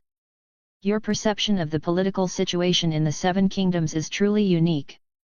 I've never heard anything like it, and I can't discern its truth. You say that the death of the king's hand will inevitably plunge the 7 kingdoms into chaos. But from what I've seen and heard, King Robert was a capable warrior in his youth. Though there have been some rumors since he became king, I don't know the man personally. Over the years, the usurper's rule over the 7 kingdoms has been quite stable. The king is still in his prime, and I find it hard to believe that the death of a king's hand would cause much turmoil in Westeros. While regrettable, Viserys didn't panic or get angry, but rather looked disappointed. He looked at Illyrio. I understand your concerns, Illyrio. I have nothing at this moment, and I know that mere words won't convince you. It doesn't matter, Governor. As we said on the first day in your courtyard, you are funding me, not pledging allegiance to me. I want to know, after I've refuted your plans and spoken these words, are you still willing to provide funding for my restoration? Compared to Viserys' words, his demeanor at this moment was what surprised Illyrio the most throughout their entire conversation. Viserys seemed to trust him, speaking his mind, intending to win him over. But he was also clearly holding back. This behavior meant he truly had confidence even if it was an act, it spoke volumes. This beggar king displayed foolishness, but he wasn't necessarily as stupid as the rumors suggested, and he was quite calculating. Illyrio hesitated, wanting to speak but stopping himself. He opened his mouth several times before asking nervously, Your Grace, you said before that I didn't need to do anything, and you would still make me your first master of coin. Is that true? I am Viserys Targaryen, the third of his name. Viserys looked at him solemnly. A king's word is his bond. Is it enough to simply provide you with shelter while you wait for the 7 kingdoms to change? Illyrio asked, his expression skeptical as he considered Viserys' words. Viserys nodded. Yes. It will just take some time. When the old hand dies, you will know I speak the truth. And when the 7 kingdoms fall into chaos, you will understand the true value of supporting a Targaryen descendant. Illyrio's expression shifted rapidly, first with speculation, then a brief flash of greed, and finally, hesitation. If the old hand dies, and the 7 kingdoms do not fall into chaos. They will, Viserys replied without explanation, his tone utterly certain. The 7 kingdoms will fall into chaos, Illyrio. Illyrio looked at his certainty and finally couldn't help but probe, Forgive my ignorance, Your Grace, but are you so certain because you have a hand in it? Viserys hadn't expected a fox like Illyrio to ask such a direct question. He didn't know if it was because Illyrio was too confident in his own intelligence, believing Viserys had nothing, or if he was simply being swayed and losing his composure. But Viserys resolutely maintained his air of mystery, ambiguously asking, Can you keep a secret, Governor? Illyrio hesitated, then tentatively nodded. Of course, Your Grace. I can too, Your Excellency, Viserys replied. Illyrio was momentarily speechless. Viserys found it amusing, but maintained a composed expression. He turned to look at the avenue on the other side, where the Dothraki horsemen, laden with gifts, were gradually moving away. He said, Your Excellency, the Dothraki cavalry have been observed. Shall we return to the city? Illyrio replied blankly, Yes, Your Grace. On the way back to the city, Illyrio sat in the carriage as usual, showing no significant emotional fluctuations. Viserys rode his horse alongside the carriage, his face also devoid of expression. The two travelled without speaking, each lost in their own thoughts, yet both focused on the other. This secret meeting, orchestrated by Viserys, had a significant impact on Illyrio. The plan to connect Viserys with the Dothraki horse lord was completely shattered, and the beggar king, whom he had thought he could easily control, had become unpredictable. Illyrio suspected that Viserys had obtained a restoration plan from somewhere they didn't know about and was secretly executing it. But he couldn't convince himself. If that were the case, why would the beggar king Viserys still be wandering around with his sister, seeking shelter everywhere? Waiting for the right moment? Where one waited didn't matter. If there was someone behind him, why would they let the last of the Targaryens drift among the nobles of the free cities instead of controlling him themselves? When Illyrio thought about these details, He had a vague guess in his heart, attributing Viserys' seemingly unfounded confidence to certain forces. But he couldn't be sure, he needed solid intelligence to support his guess. Halfway back to the city, Illyrio had already made up his mind, he needed to go to King's Landing. Although Viserys, with just a few words, had thwarted Illyrio and the forces behind him's wicked plan to sell Daenerys in exchange for Dothraki horsemen, he had also put himself on the table. He and the forces and schemes that didn't exist behind him would be targeted by Illyrio's forces. One could imagine two possibilities in the following events. One was that Illyrio and his people would find a force that could vouch for Viserys' actions, and then secretly engage in a battle of wits with Viserys and the forces behind Viserys. The second reason was that they saw through Viserys, realizing he was nothing more than a blustering, empty-headed con man whose schemes were just a delaying tactic, serving a hidden purpose. And Viserys' true purpose, no one would know until he revealed his ability to transform into a dragon. But that didn't mean there were no risks.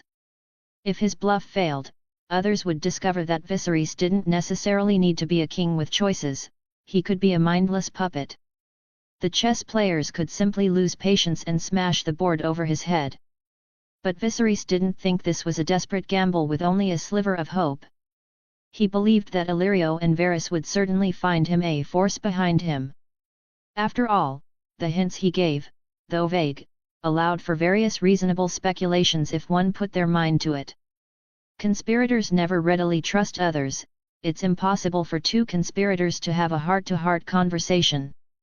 Moreover, even if Illyrio had sufficiently detailed intelligence sources to confirm that Viserys had nothing behind him, Viserys was prepared with a response for when he was pressed for answers. After all, as a transmigrator, his butterfly wings were only just beginning to flutter, and his source of information was the original novel. The Three Crowned Princes theory was a narrative he'd concocted based on his memories of the original novel and his own past life. It was designed to fit his current position. It was utterly absurd and drastically different from reality, but it was also steeped in conspiracy. Those who knew the truth would find it ridiculous, while those who didn't might actually believe it. He adopted a deeply sincere demeanor. Some would see him as foolish, others would suspect hidden motives. But none of that mattered. He wasn't trying to present a flawless theory, but rather to muddy the waters with a narrative that suited his position, all without revealing his true intentions. However, Viserys knew that even the most cunning schemes were ultimately secondary.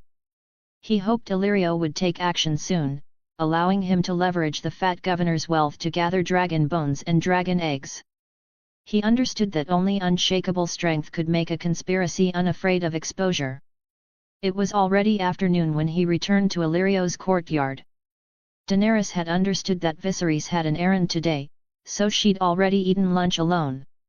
Thus, at Illyrio's invitation, only Viserys and he dined together in the dining hall.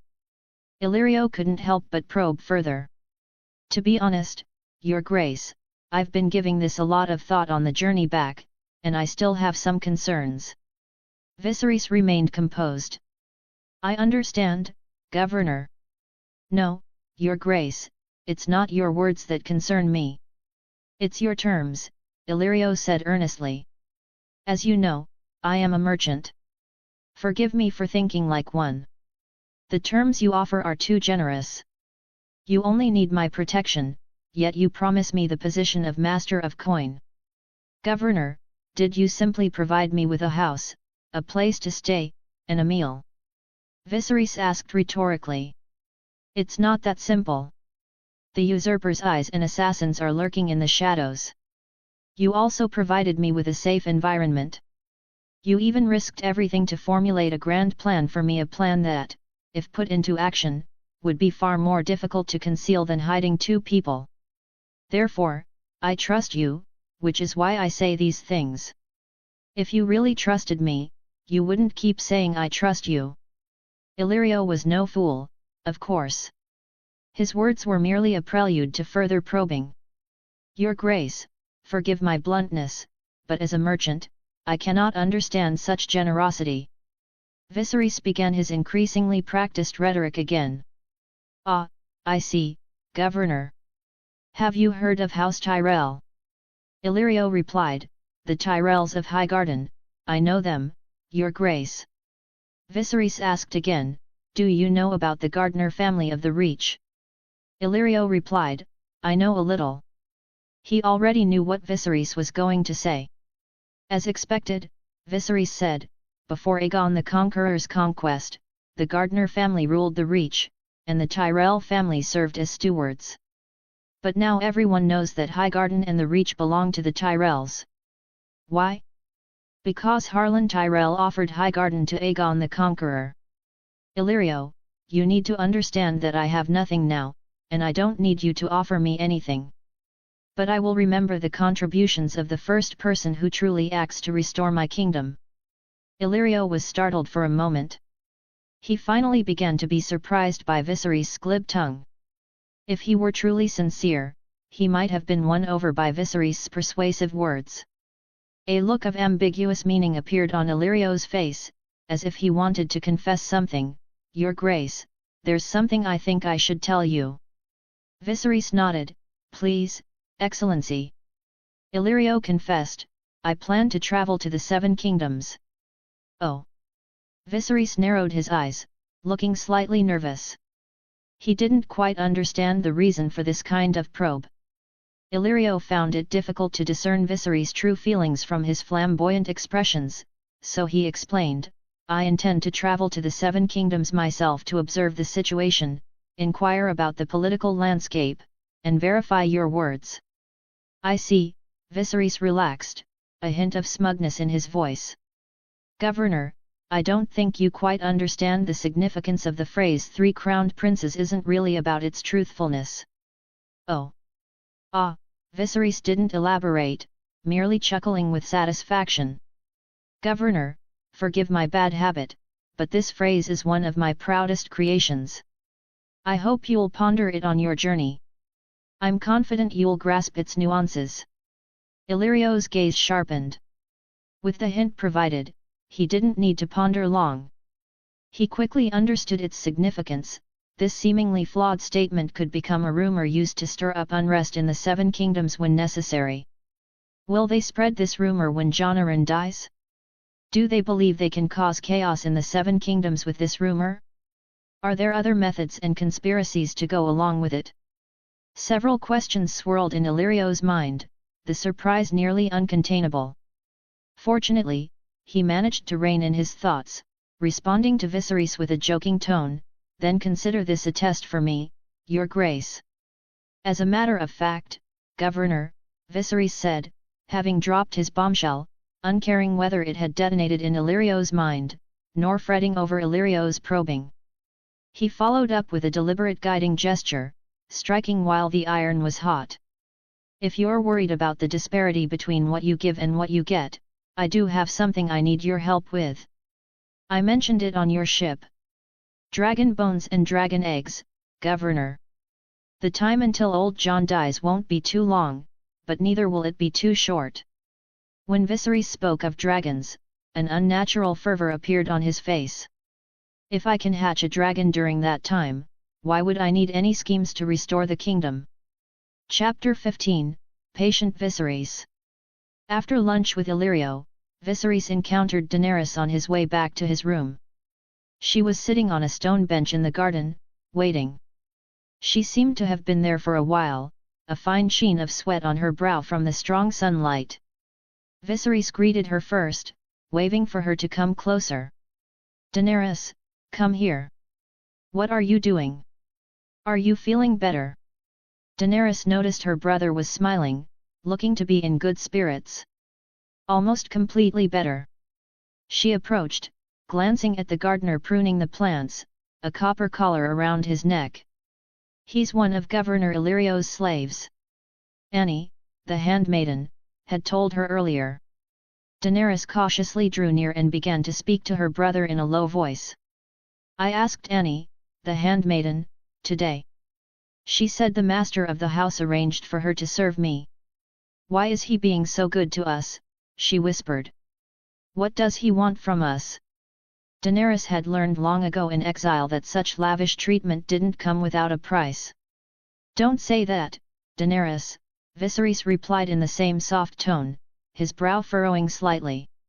"He's a supporter of the rightful king, and he knows that one day I will reclaim the throne. He won't forget those who helped him in his time of need." Viserys noticed that Daenerys was still limping slightly, her gait still a little awkward. However, she seemed unconcerned, which surprised Viserys. Normally, a sprained ankle would require a week or two of rest. He couldn't help but wonder if Daenerys had deliberately twisted her ankle because of something he had said that day. But such a thought seemed too far-fetched for a timid little girl. So Viserys attributed it to Daenerys' inherent strength of character. After all, she would be the mother of dragons one day. But the current mother of dragons was just a girl afraid of saying the wrong thing, and she fell silent at his words. Yesterday's show of affection from her brother felt like a dream. Now, when the throne was mentioned, Daenerys feared provoking his anger. Just like before. "My dear sister, one day we will reclaim our homeland." Viserys often promised her this, sometimes his hands trembling as he spoke. "Think of the jewels and silks, Dragonstone and King's Landing, the Iron Throne and the Seven Kingdoms. They were all stolen from us, and we will have them all back." Viserys seemed to live only for that day to come. The words king and reclaiming the throne were like a prayer, always on Viserys' lips. If the throne were a god, Daenerys thought Viserys was far more devout than the red priests who sometimes chanted prayers when lighting the night fires. But when Daenerys asked for details or said something that displeased him, her brother would fly into a rage. "Today is a great day, Daenerys," Viserys said, his good mood seemingly still intact. He was eager to share his joy, but he never said what he had actually done, just kept laughing to himself. "Historians will write about it when they record my dynasty." Viserys' fanaticism made Daenerys feel uneasy, and she didn't respond. Viserys didn't seem to notice. He took Daenerys' hand and helped her back to her room, making sure she rested her sprained foot to avoid any lasting effects. He didn't want the future mother of dragons to become a cripple with a limp.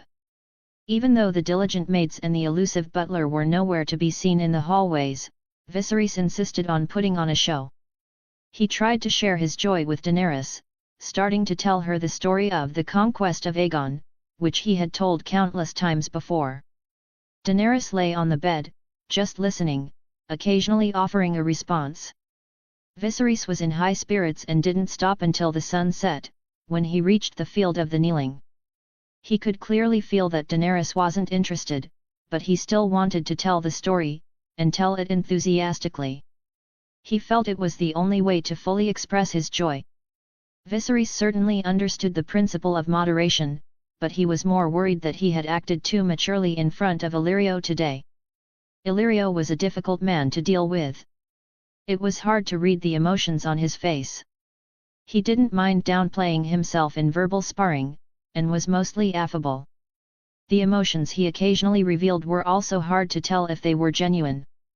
This man frequently probed with his words, forcing Viserys to be extremely cautious. Viserys mostly didn't know if his flamboyant performance had really convinced the other party. He could only cover up his emotions with his flamboyant performance. At least in the overt conversation, he thought he and Illyrio had a back and forth. Observe his words, watch his actions. Next, he still had to see the actions Illyrio took to verify. At dinner, Viserys' voice became hoarse. So, Illyrio simply exchanged a few pleasantries and then let the siblings do as they pleased. Viserys used fatigue as an excuse to enter his room. With nothing to do, he first started fiddling with the dragon bone necklace that had lost its effect, and then continued his day-to-day workouts quietly in the room. Finally, before going to sleep, he went into the toilet to feel the small dragon scale on his chest. He had roughly figured out that it took about a day to replenish the consumed magic, and that the scale, composed of pure magical elements, could have its manifestation and concealment controlled mentally. Simply put, the dragon scale was a magical construct that was an outward manifestation of his elemental magic. Viserys could conceal the elemental magic that made it up in his liver by manipulating the flow of magic. Viserys thus speculated that if he were to transform into a dragon in the future, the elemental magic making up his dragon body might also be gathered in the liver, horns, and wings, the most important magic gathering points of a dragon's body, in the same way. In other words, could he become a dragon-human hybrid? Ugh! Viserys imagined what that would look like. In the end, he still felt that the giant dragon form was more suitable. After all, the dragon form had 3 heads, and he could hardly imagine himself with dragon wings on his back and 3 heads, or with 3 kinds of elemental horns on his head. What a strange image that would be! Of course, he was still far away from that kind of worry. After another short burst of dragon flame exhausted his magic, Viserys came out of the bathroom, washed up briefly, and went to bed. He still needed to verify the exact time it took to recover his magic and experiment whether exhausting his magic would unknowingly expand his magic capacity. In the following period, Illyrio indeed did not appear again. Viserys didn't know if he had really set off for the 7 kingdoms, but it was best if he had. The journey from the eastern continent to Westeros was not an easy one. Although the narrow sea had the word narrow in its name, it was not a small strait, but an ocean as vast as Earth's Atlantic. Pentos was considered close to Westeros, but it would take at least half a month for a round trip by the sailboats of this world.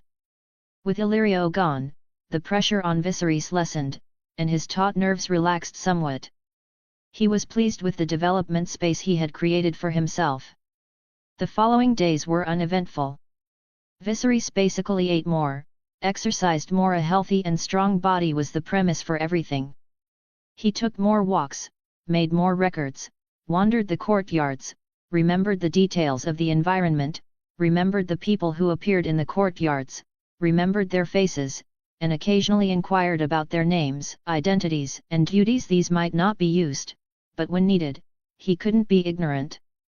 The rest of the time, he would find Daenerys to cultivate their relationship, but he was really not used to this feeling, because in front of Daenerys he had to put on an act, couldn't tell her the truth, couldn't be unkind, and couldn't be too kind.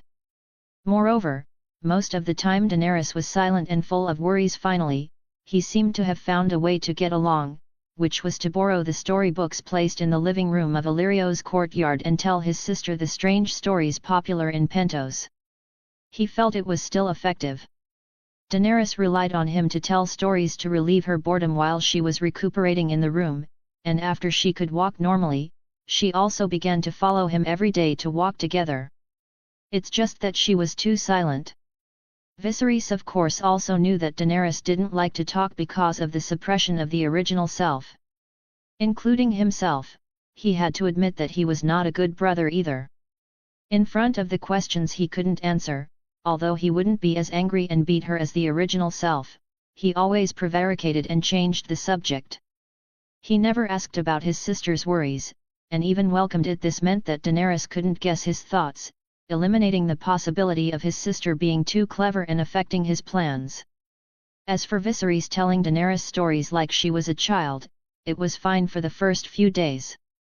She had expectations and enthusiastic reactions, but after a while, her interest waned, and she began to subtly resist Viserys treating her like a child.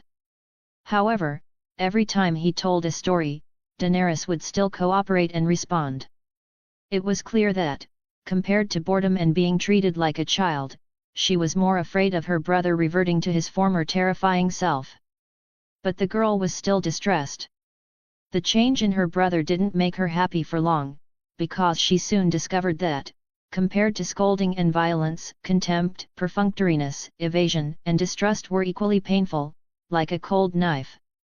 Viserys found that the girl reacted strongly to phrases like "don't say that," "don't talk nonsense," and "we'll talk about this later." Usually, saying them meant the end of the conversation. So, he began to widely apply this set of phrases when he wanted to leave her side. Viserys tried to make his life boring and tedious, hoping to lower the vigilance of the Watchers. Of course, he hadn't forgotten the other dragon bone artifact that Illyrio had given him, and to be honest, he was thinking about that thing all day long, but the surveillance in the courtyard was strict. He didn't know where the vault was, nor would he be foolish enough to ask around. And since he could wait for an opportunity to seize it by force, he didn't consider the extremely risky act of theft. Becoming a dragon, Viserys certainly wanted to, but he knew even more clearly that he couldn't be impatient. Anyone could say the words patience and forbearance, but how many people in the world could truly do it? He must be patient. Illyrio's ship spent 7 days and nights on the narrow sea before finally sailing into Blackwater Bay. The little birds delivered messages faster than ships, so Illyrio soon met his contact at the port of King's Landing. He first stayed in an inn, resting from the afternoon until nightfall, when someone knocked on his door. Then Illyrio went out. There was no one outside the door, but he knew this was the signal. So he dressed himself up a bit and left the inn, making his way through the streets and alleys until he reached a coastal dock shrouded in the night, where a fishing boat was waiting. After he boarded, the boat began to set sail, navigating the waters near King's Landing without any lights. The boatman was a strange figure whose face was indistinguishable, and he didn't say a word to Illyrio until he disembarked. The boat sailed to a deserted beach. The boatman helped Illyrio off the boat, then rowed back out to sea on his own, beginning to cast his net skillfully. Illyrio was already very familiar with this place. After landing, he walked along the beach for a while until he reached a low, jagged slope of rocks. He quickly found a dark cave entrance among the rocks. He cautiously looked around, confirming that no one was nearby, before crawling into the cave. The location of this cave entrance was very particular. From here, it led upwards to a precipitous cliff, and then further up to the rugged terrain of the cliff top. And 100 meters away from this rugged terrain, the tall walls of the castle stood there. That was the Red Keep. How complex the secret passages of King's Landing were! Every time Illyrio came here, he couldn't help but marvel at how Varys remembered such a complex terrain. Illyrio found a torch in a hidden crack at the mouth of the cave. He lit it and began to walk inside. The cave walls were initially formed of natural stone. There were many forks in the cave, and if one took the wrong path, the cave would become narrow and cramped, making it difficult to pass through. Fortunately, Illyrio remembered the route. He walked for a long time and finally, after a fork in the path, he found traces of human craftsmanship. Decayed wooden planks with a musty smell pointed the way. The end of the path led to a huge cavern. It had stone walls on all sides, but there was wind here, a cold wind blowing down from above. Illyrio's torch flickered in the wind. He found a climbing ladder on one of the stone walls and began to climb. The fat governor hadn't exercised so vigorously in a long time, and he gasped as he climbed. Illyrio rested on the stone steps beside a large, black well.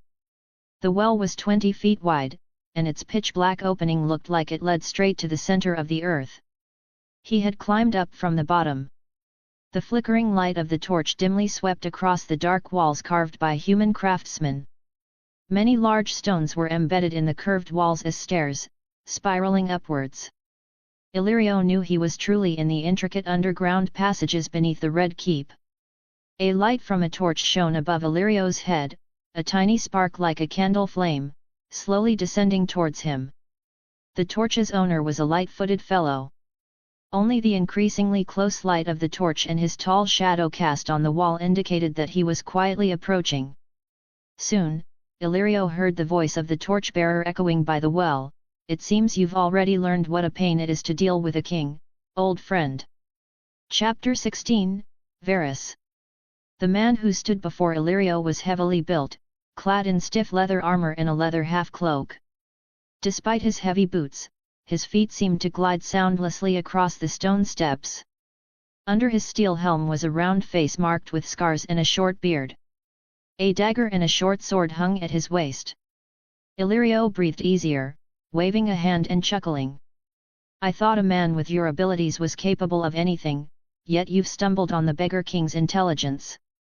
"I am not a wizard," the burly man replied in a rough, monotone voice, as if stating a fact.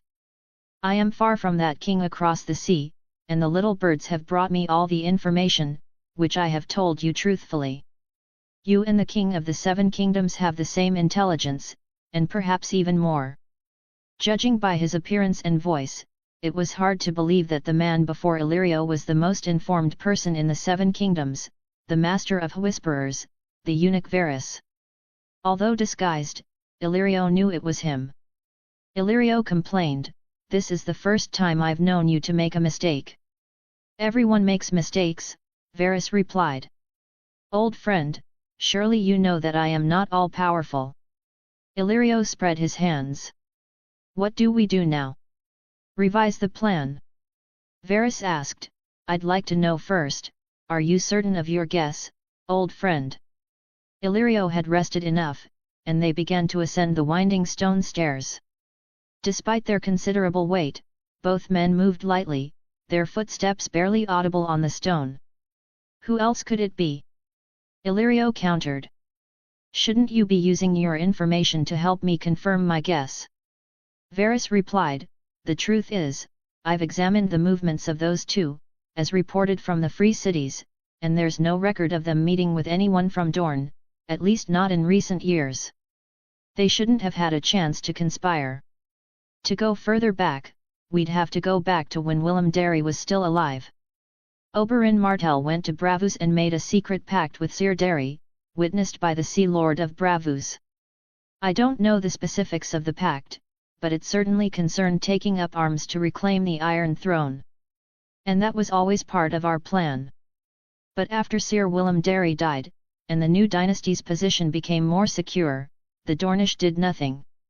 They let the king and princess languish across the narrow sea.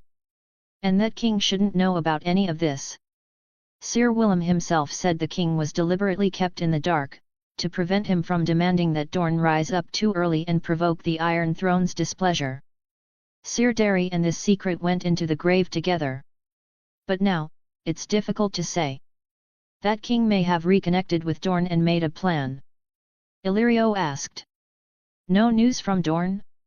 Nothing to corroborate our guess." Viserys sighed. "Dorne is full of poisonous insects, and the little birds have a harsh environment.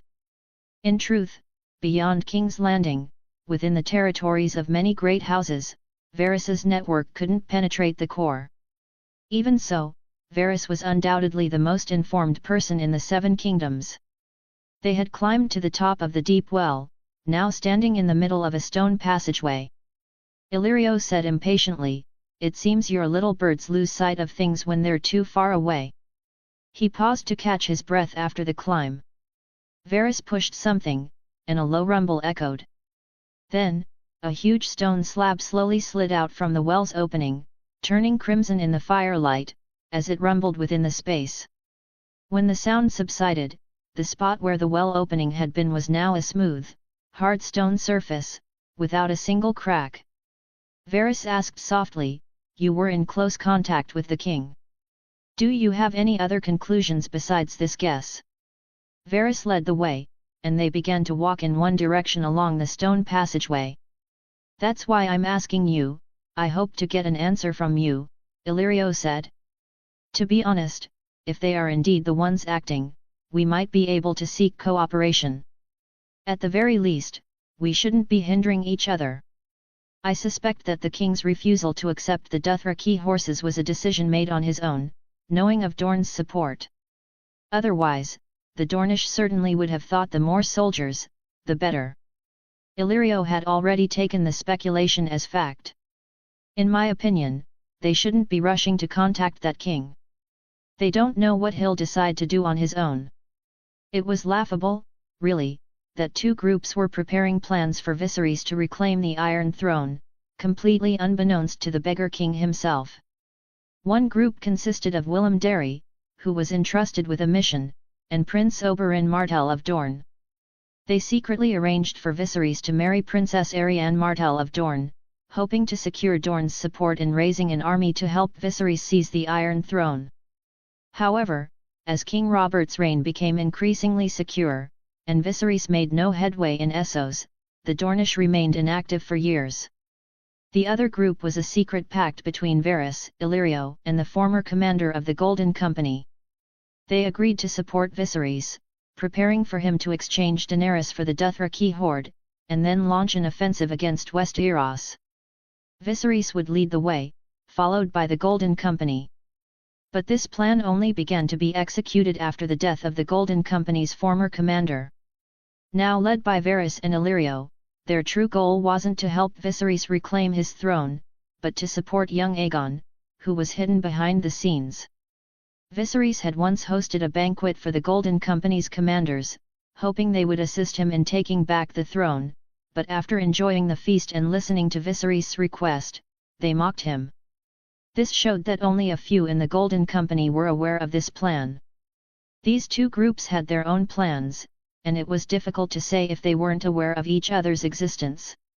Even so, they did not communicate or cooperate, simply incorporating the variables into their own plans. The Dornish were happy to see Viserys leading an army to attack Westeros because they believed they would be facing the other 6 kingdoms, and the more troops Viserys brought back, the better. Varys and Illyrio were also happy to facilitate cooperation between Viserys and the Dornish because Viserys was merely the vanguard, and his political legacy would ultimately fall to young Aegon. Perhaps we should keep a closer eye on things there. Dorne is kicking up dust, and we haven't heard a thing.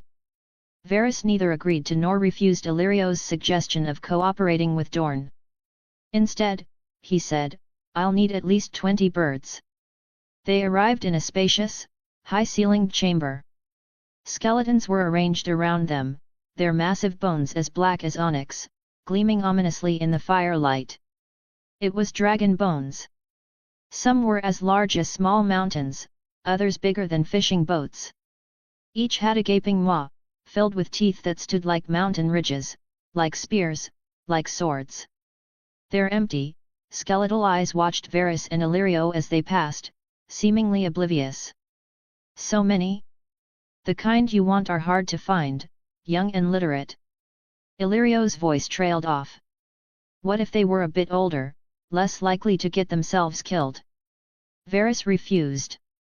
"No, young is safer. Be kind to them." Illyrio bargained, "Keep their tongues."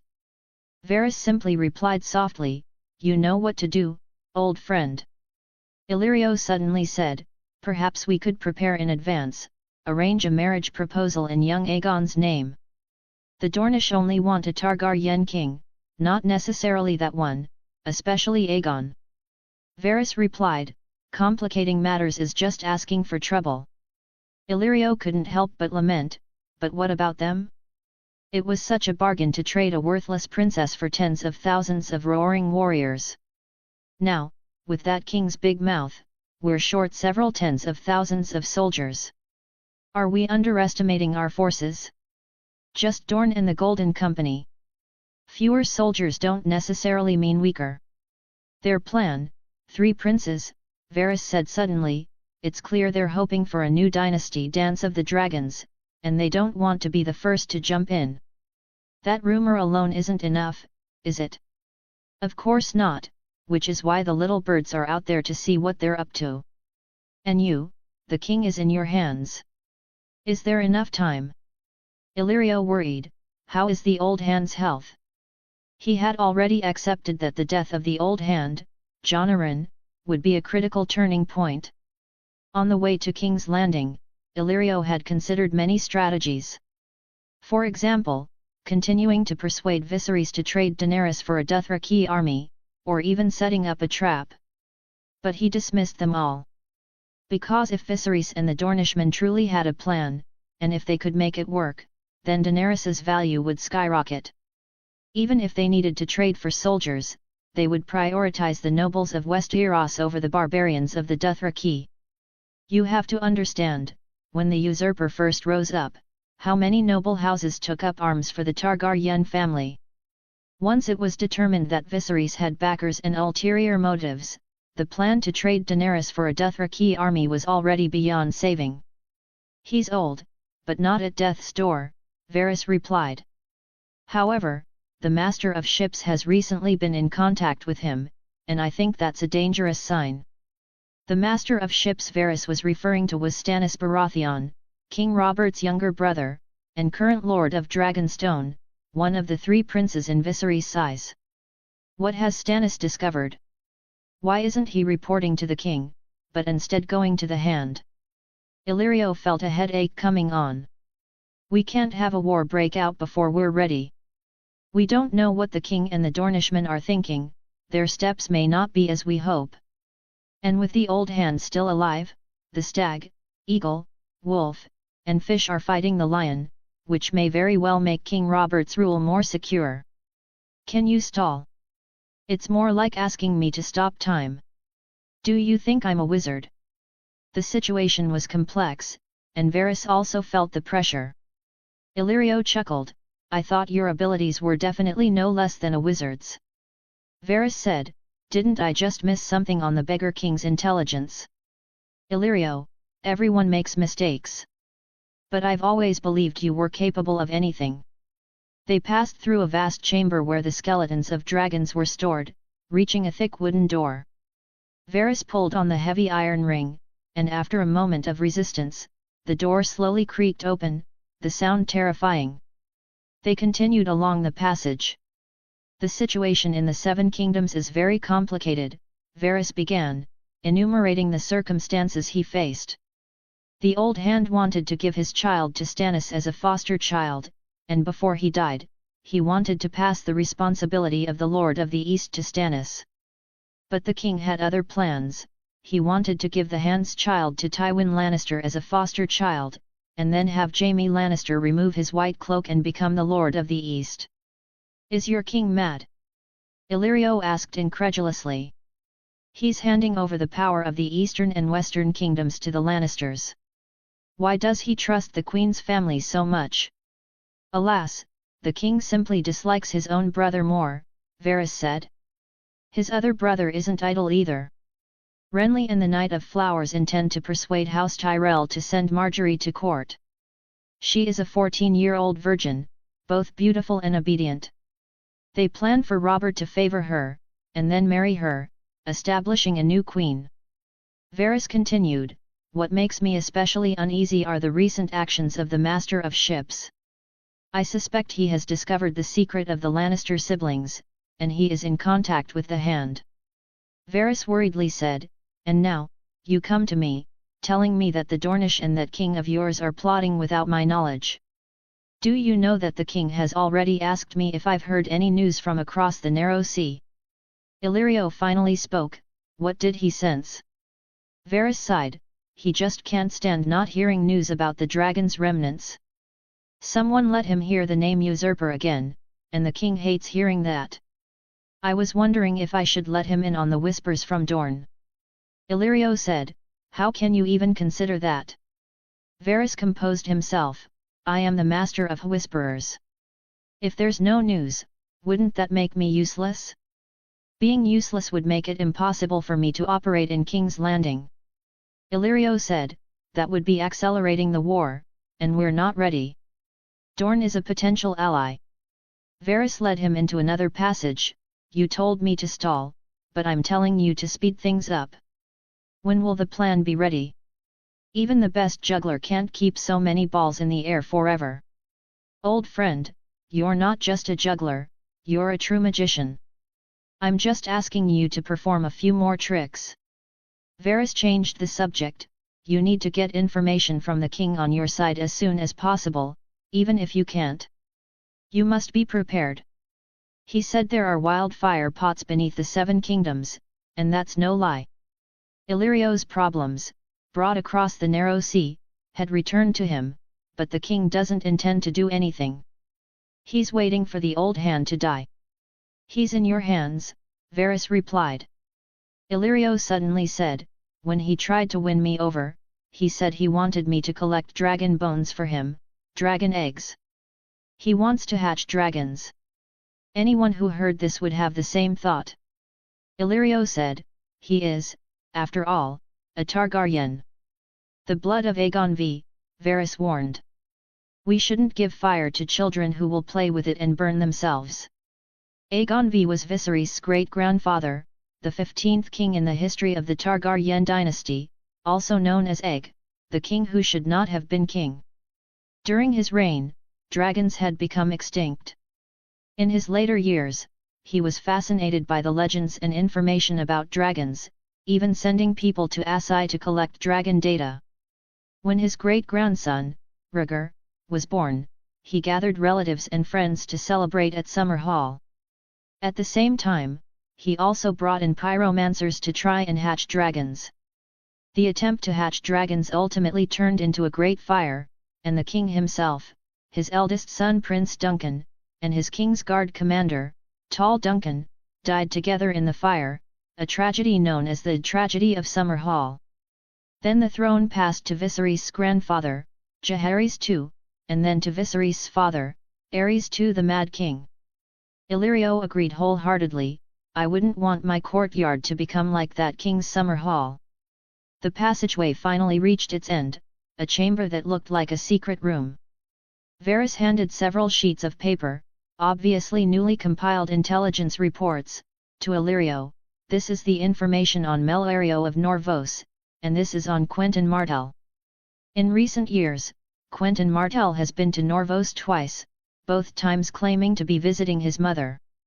Once he went via Pentos, passing through the stepstones, and once via Tyrosh. The exact details still need to be clarified by the little birds in the east, but it's best not to have too many expectations.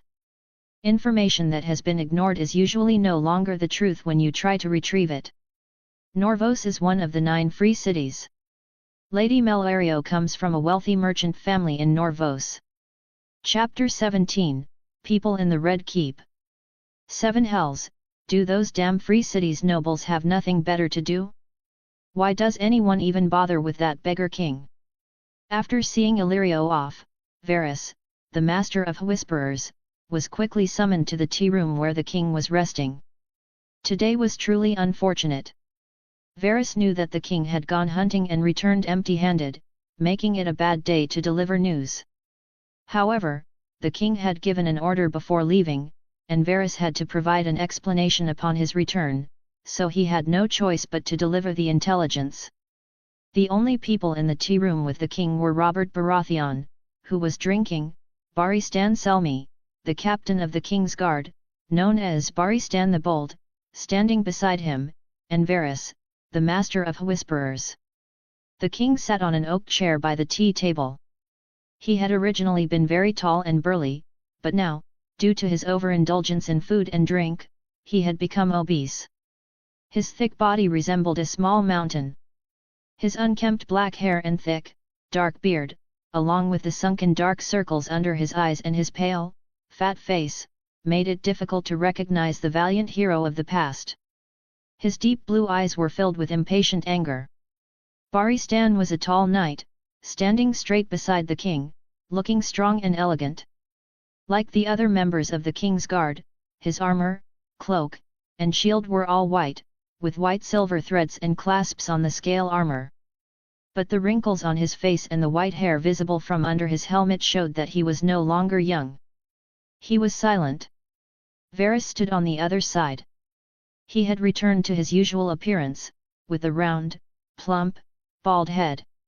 He had applied powder to his face and was wearing comfortable clothing made of fine silk, with bright colors and a sweet, cloying scent of powder. He was slightly hunched over, with his head lowered, as if he were the one enduring the king's wrath. But the king was just venting his frustration. "Find out who's behind this, these damn merchant lords, as soon as possible." The king took a large gulp of wine, exhaling a strong smell of alcohol. "Didn't they run further and further away? Isn't Pentos quite close?" Over the years, the remaining Targaryens had moved from Bravos to Myr, from Myr to Tyrosh, getting further and further away from West Eros. Later, they even went to Qohor. The king had hoped they would go to the Far East, to Asai, or even further, but they were only wandering around the free cities. Then they went to Volantis and Lys, and this time they had circled back to Pentos. As the king moved, alcohol flowed down his thick, dark, and dense beard. He couldn't help but reach out to cover it. The alcohol flowed down his hand and onto his protruding belly, soaking his gorgeous, rich robes. Soon, the king touched his own large, bulging belly and suddenly threw the wine cup aside in anger. Damn it, 7 hells! He didn't know who he was cursing. Before Varys and Barry Stan could react, the king covered his face with a sorrowful expression and waved them away. Get out! Varys and Barry Stan were used to it. The king was drunk. Yes, your grace. Varys nodded in agreement, then nodded to the captain of the king's guard beside him, and humbly walked towards the door. Barristan's sharp gaze fixed on Varys's slow departure until he was gone. Only then did he clear his throat and say, Your Grace. As the captain of the king's guard and the king's personal guard, he inevitably heard many of the king's secret plots. His sense of duty as a knight compelled him to offer counsel to the king. The captain of the king's guard had some reservations about the king secretly tasking Varys to use a dishonored knight as a spy, keeping it hidden from the hand of the king, and planning to deal with the beggar king and his sister across the narrow sea when the opportunity arose. He considered it dishonorable. However, he also knew that the king had kept it from the hand because the king knew the hand would offer similar objections. But before Barry Stan could speak his mind, the king raised a hand, palm hovering in the air. Let me be, Barry Stan. The king seemed lost in a melancholic mood, cutting Barry Stan off. The king's tone was firm. Barry Stan had no choice but to remain silent.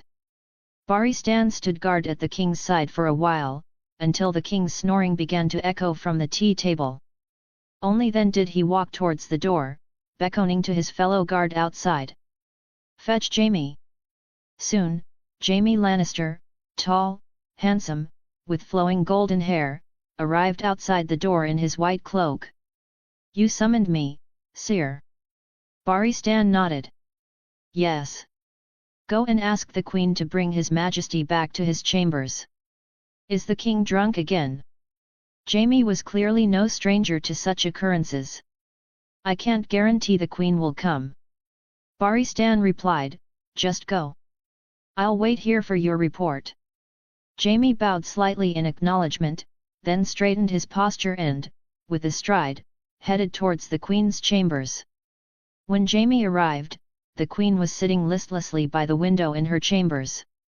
Perhaps she had just finished receiving the noble women of the Red Keep. She was in full regalia, and her beautiful appearance made Jaime's eyes light up. The name day of the Crown Prince's tournament was about to begin, and many nobles had already arrived in King's Landing. The king was busy with state affairs and had to go out to personally deal with the problem of the overabundance of wild animals. Naturally, the task of receiving the nobles on behalf of the royal family fell to the Queen. The current Queen of the Seven Kingdoms was Cersei Lannister, Jaime's twin sister. She had the Lannister family's typical golden curly hair and emerald green eyes, fair skin, a slender figure, and a well-defined physique. Although the experience of giving birth to 3 children had left its mark on her, she could still be considered one of the most beautiful women in the Seven Kingdoms. Jaime Lannister was the Queen's twin brother and could face her almost without any obstruction. The Queen picked up her wine glass. The handmaiden serving her naturally refilled it. The Queen raised her glass and looked at her twin brother, her red lips slightly parted. You're just in time, come, have a drink with me. Jaime's thoughts couldn't help but fluctuate slightly, but he didn't forget the current occasion. He stopped and stood still, his posture quite serious. Sir Barry Stan asked me to ask you to bring the king back to his chambers. Had. Queen Cersei sneered, the king won't come himself, and I have to go get him. Jaime replied, the king is drunk. The Queen answered arrogantly, let him come himself. Saying this, she snorted coldly, if I have to say it, the king would rather pretend to be drunk and lie on the ground than climb into my bed. The Queen's words hung in the air, and the handmaidens attending the bedchamber all lowered their heads. Fortunately, the considerate Sir Jaime came to their rescue, clearing his throat, you may all leave. Disregard what the Queen just said. The handmaidens, as if granted a pardon, quickly departed the bedchamber. The Queen rose with a smile, her slender, white fingers delicately holding her wine cup. She leaned in close to her twin brother, bringing the cup in her hand to his mouth. "Drink," the queen commanded. Jaime had always obeyed his queen sister. After finishing the wine from her cup, he said, "The king is waiting for my report." "Of course." The queen's fingers brushed his cheek, her delicate fingertips wiping away the wine stain from his lips. "The queen is also waiting for your report." Jaime's breathing quickened. It took him several breaths to calm the turbulent emotions that had been stirred within him. He then quickly exited the queen's bedchamber. He was in a hurry to report back. Chapter 18, People in the Red Keep. The small council meeting that day proceeded as usual, without the king or the Lord Commander of the King's Guard. The king had too many matters to attend to, and the Lord Commander was undoubtedly with him, escorting him through the streets, a busy job. The meeting was chaired by Jonaran, the hand of the king, as was customary. He had white hair and a beard, but was in good health and spirits. "How are the preparations for the Crown Prince's tourney coming along?" The Crown Prince's tourney was the most important matter in the Seven Kingdoms at the moment. Reluctant as the old hand might be, he still had to address the issue. Once the announcements went out, knights from all over the country would come to the capital. And with each knight came free riders, along with a large number of craftsmen, soldiers, businessmen, prostitutes, and thieves, who would certainly not miss such an opportunity. King's Landing was already densely populated, and its defences were barely sufficient. Now, with so many more people. Since a few days ago, there had been a constant stream of fights, murders, bar brawls, knife fights, robberies, and rapes within King's Landing. The king only had to say a word to add honor to the Crown Prince's name day. The entire capital and the ministers had to worry and work hard for it, becoming extremely busy. "The funds have been fully prepared." Peter Baelish, the short-statured master of coin, stared at the old hand, his grey-green eyes showing a hint of helplessness, answering with a touch of self-deprecating humour, "The Lannisters of the Westerlands and the Tyrells of the Reach are very happy to help with the grand event in the capital. After this grand event, maybe we can even keep a few copper coins in the treasury." The aged Maester Pycelle looked up from his bench at the end of the long table, his eyes still heavy with sleep. He continued, as if picking up on Peter Baelish's jest, "Lord Tywin and Lord Tyrell are indeed generous." Peter Baelish replied, "Yes, they would be even more generous if they lowered the interest rates a bit." My Lord Hand, Stannis Baratheon, the stern master of ships, cut off the jocular conversation at the council table. His face was tight, and his eyes, beneath thick brows, resembled two wounds, a deep blue like a black ocean. He began, "I have, as agreed, allocated 20 men from my guard to reinforce the city watch and maintain order in the city. Everything is in order at sea." Duke Renly Baratheon picked up on his brother's words. "I say, if Lord Stannis were to become the commander of the city watch, maintaining order in the city wouldn't require so many men." Renly was dressed in a green robe, tall and handsome, with black hair neatly combed to his shoulders. He knew how to dress and was considered remarkably similar to King Robert in his youth. He knew King Robert would think of his own younger self when he saw him, so his attire leaned towards pleasing the king. This undoubtedly made him more favoured by the king than his serious elder brother. Stannis glared at his frivolous younger brother, angered by the implication. "You should learn to respect your elder brother, Renly." "Apologies, Lord Stannis, my brother," Renly said with a mocking smile. "This mouth of mine. I shouldn't compare you to the butcher's son." "Renly," the old hand's voice sounded, "how are matters on your side?" "My Lord Hand, the 20 men I assigned have also taken up their posts. Furthermore, we've been filling the prisons with people every day these past few days," Renly said, "the king's master of laws." "Then everything's in order," the old hand said, ignoring the eunuch Varys, who sat silently in the corner, and moved on with a commanding tone. "My lords, then this matter is considered prepared. I hope you all will do your best to avoid any major problems." After the small council meeting, the old hand went to the throne room to sit on the Iron Throne. There was no other choice. The king did not care for state affairs, so the hand needed to handle them in the king's stead. Since ancient times, there had been a tradition in Westeros where disputes among nobles, and even trivial matters of the commoners, needed to be decided by the Iron Throne. The king loathed these things, calling financial matters counting coppers and the affairs that required him to sit on the Iron Throne petty trifles. It was already afternoon when the old hand returned to the Tower of the Hand after dealing with the usual inquiries at the Iron Throne. "My lord, Duke Stannis is waiting for you," the guard Hugh informed him. Hearing this, the old hand's spirit, weary from the complex affairs, perked up slightly. He instructed, "Don't let anyone disturb us." The old hand of the king ascended the stairs to the tower. When he reached the large wooden door of the small hall in the tower, he could hear a commotion from within. The guard, Hugh, who had followed him, opened the door with a knowing look. Behind the large wooden door was a tall, narrow room with a vaulted ceiling. A group of women were gathered around a corner of the long bench table, which could seat 200 people. In the center of the crowd sat the hand's wife, Lady Lisa Tully, who was holding her child, Robert Arryn, and berating a young maidservant. As the old hand entered, his wife was screaming in a harsh, shrill voice, "I told you, sweet Robin cannot be in the sun at noon, cannot be in the sun at noon, cannot be in the sun at noon. What have you done to him?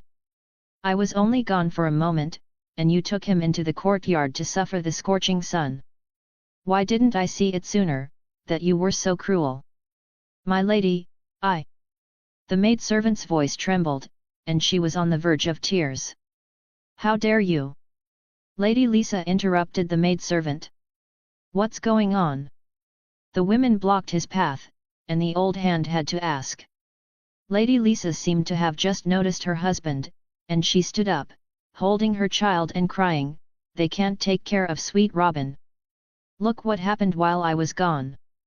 She held the child up for the old hand to see. Jon Arryn's only son, Robert Arryn, was already 6 years old, but he was small, pale and underdeveloped, thin and frail. Fine brown hair clung to his sweaty forehead, and he was slumped in Lisa Tully's arms, drowsy and on the verge of sleep. He didn't say a word. To a normal child, he would have looked sick, but for him, it was just the usual sign of being tired from playing. But Lisa Tully always had an ulterior motive. Jon Arryn had already guessed the reason. He simply asked, "Did you call for the maester?" "Maester, maester," Lisa Tully said, tears welling up in her eyes. "If the maesters were of any use, my child wouldn't be like this." Robert suffered from a disease that caused epileptic seizures at even the slightest provocation. His maesters often bled him and gave him painkillers. Jon Arryn sighed. "What do you want me to do? You don't care about him." Lisa Tully lamented. "You just want to send him away, to have them take him away from me." "Of course, I care about my child," Jon Arryn said, a little exasperated. "And no one is going to take our child away." Lisa Tully fell silent, her eyes reddening, and tears flowed uncontrollably. "Someone," the old hand called out, "escort the lady back to her chambers." The maids swarmed around Lady Lisa and led her away, leaving only the maid who had been scolded earlier, looking bewildered. The old hand waved a hand at her. "Go find the old nurse, and ask her for another task." Having dealt with the farce clearly orchestrated by Lady Lisa, the old hand finally met with Stannis in the private meeting room within the tower. As soon as the old hand entered the room, the guards closed the door. "Lisa, you need to tell me what you saw so I can better advise you on how to stop them from taking sweet Robin away from you." Peter Baelish took the risk of meeting the hand's wife in private, not to listen to her weep. As the master of coin, promoted by the hand himself, Peter couldn't help but notice that the master of ships had been frequently entering the Tower of the Hand for secret meetings with the hand recently. Moreover, during the Crown Prince's tournament, they each arranged for their retainers to participate in the defense of King's Landing, though this was a justifiable activity, since the city watch was understaffed. The commander had repeatedly requested personnel from the small council, and finally, the Hand, Stannis, and Renly each arranged for their own retainers to fill the ranks. But old Jonaran and Stannis seemed to have other plans. Whatever their purpose, Peter Baelish felt it was necessary to know what such abnormal behavior foretold and whether he could profit from it. "I can't get into the meeting room, they're keeping everything from me," Lady Lisa complained, her resentment palpable. "They know I would never agree to hand sweet Robert over to Stannis. Heavens, I can't even imagine how much my sweet Robert would suffer under someone as stern as Stannis. I absolutely forbid it. Not to mention, his daughter is a hideous monster, and there's no way sweet Robert would marry her." "The Hand plans to arrange a marriage with Stannis?" Peter asked. Lady Lisa said fiercely, "As long as I live, it will never happen." Peter patiently guided her thoughts. "Why do you think so? It seems to me that even if the Hand admires Stannis, he wouldn't want Robert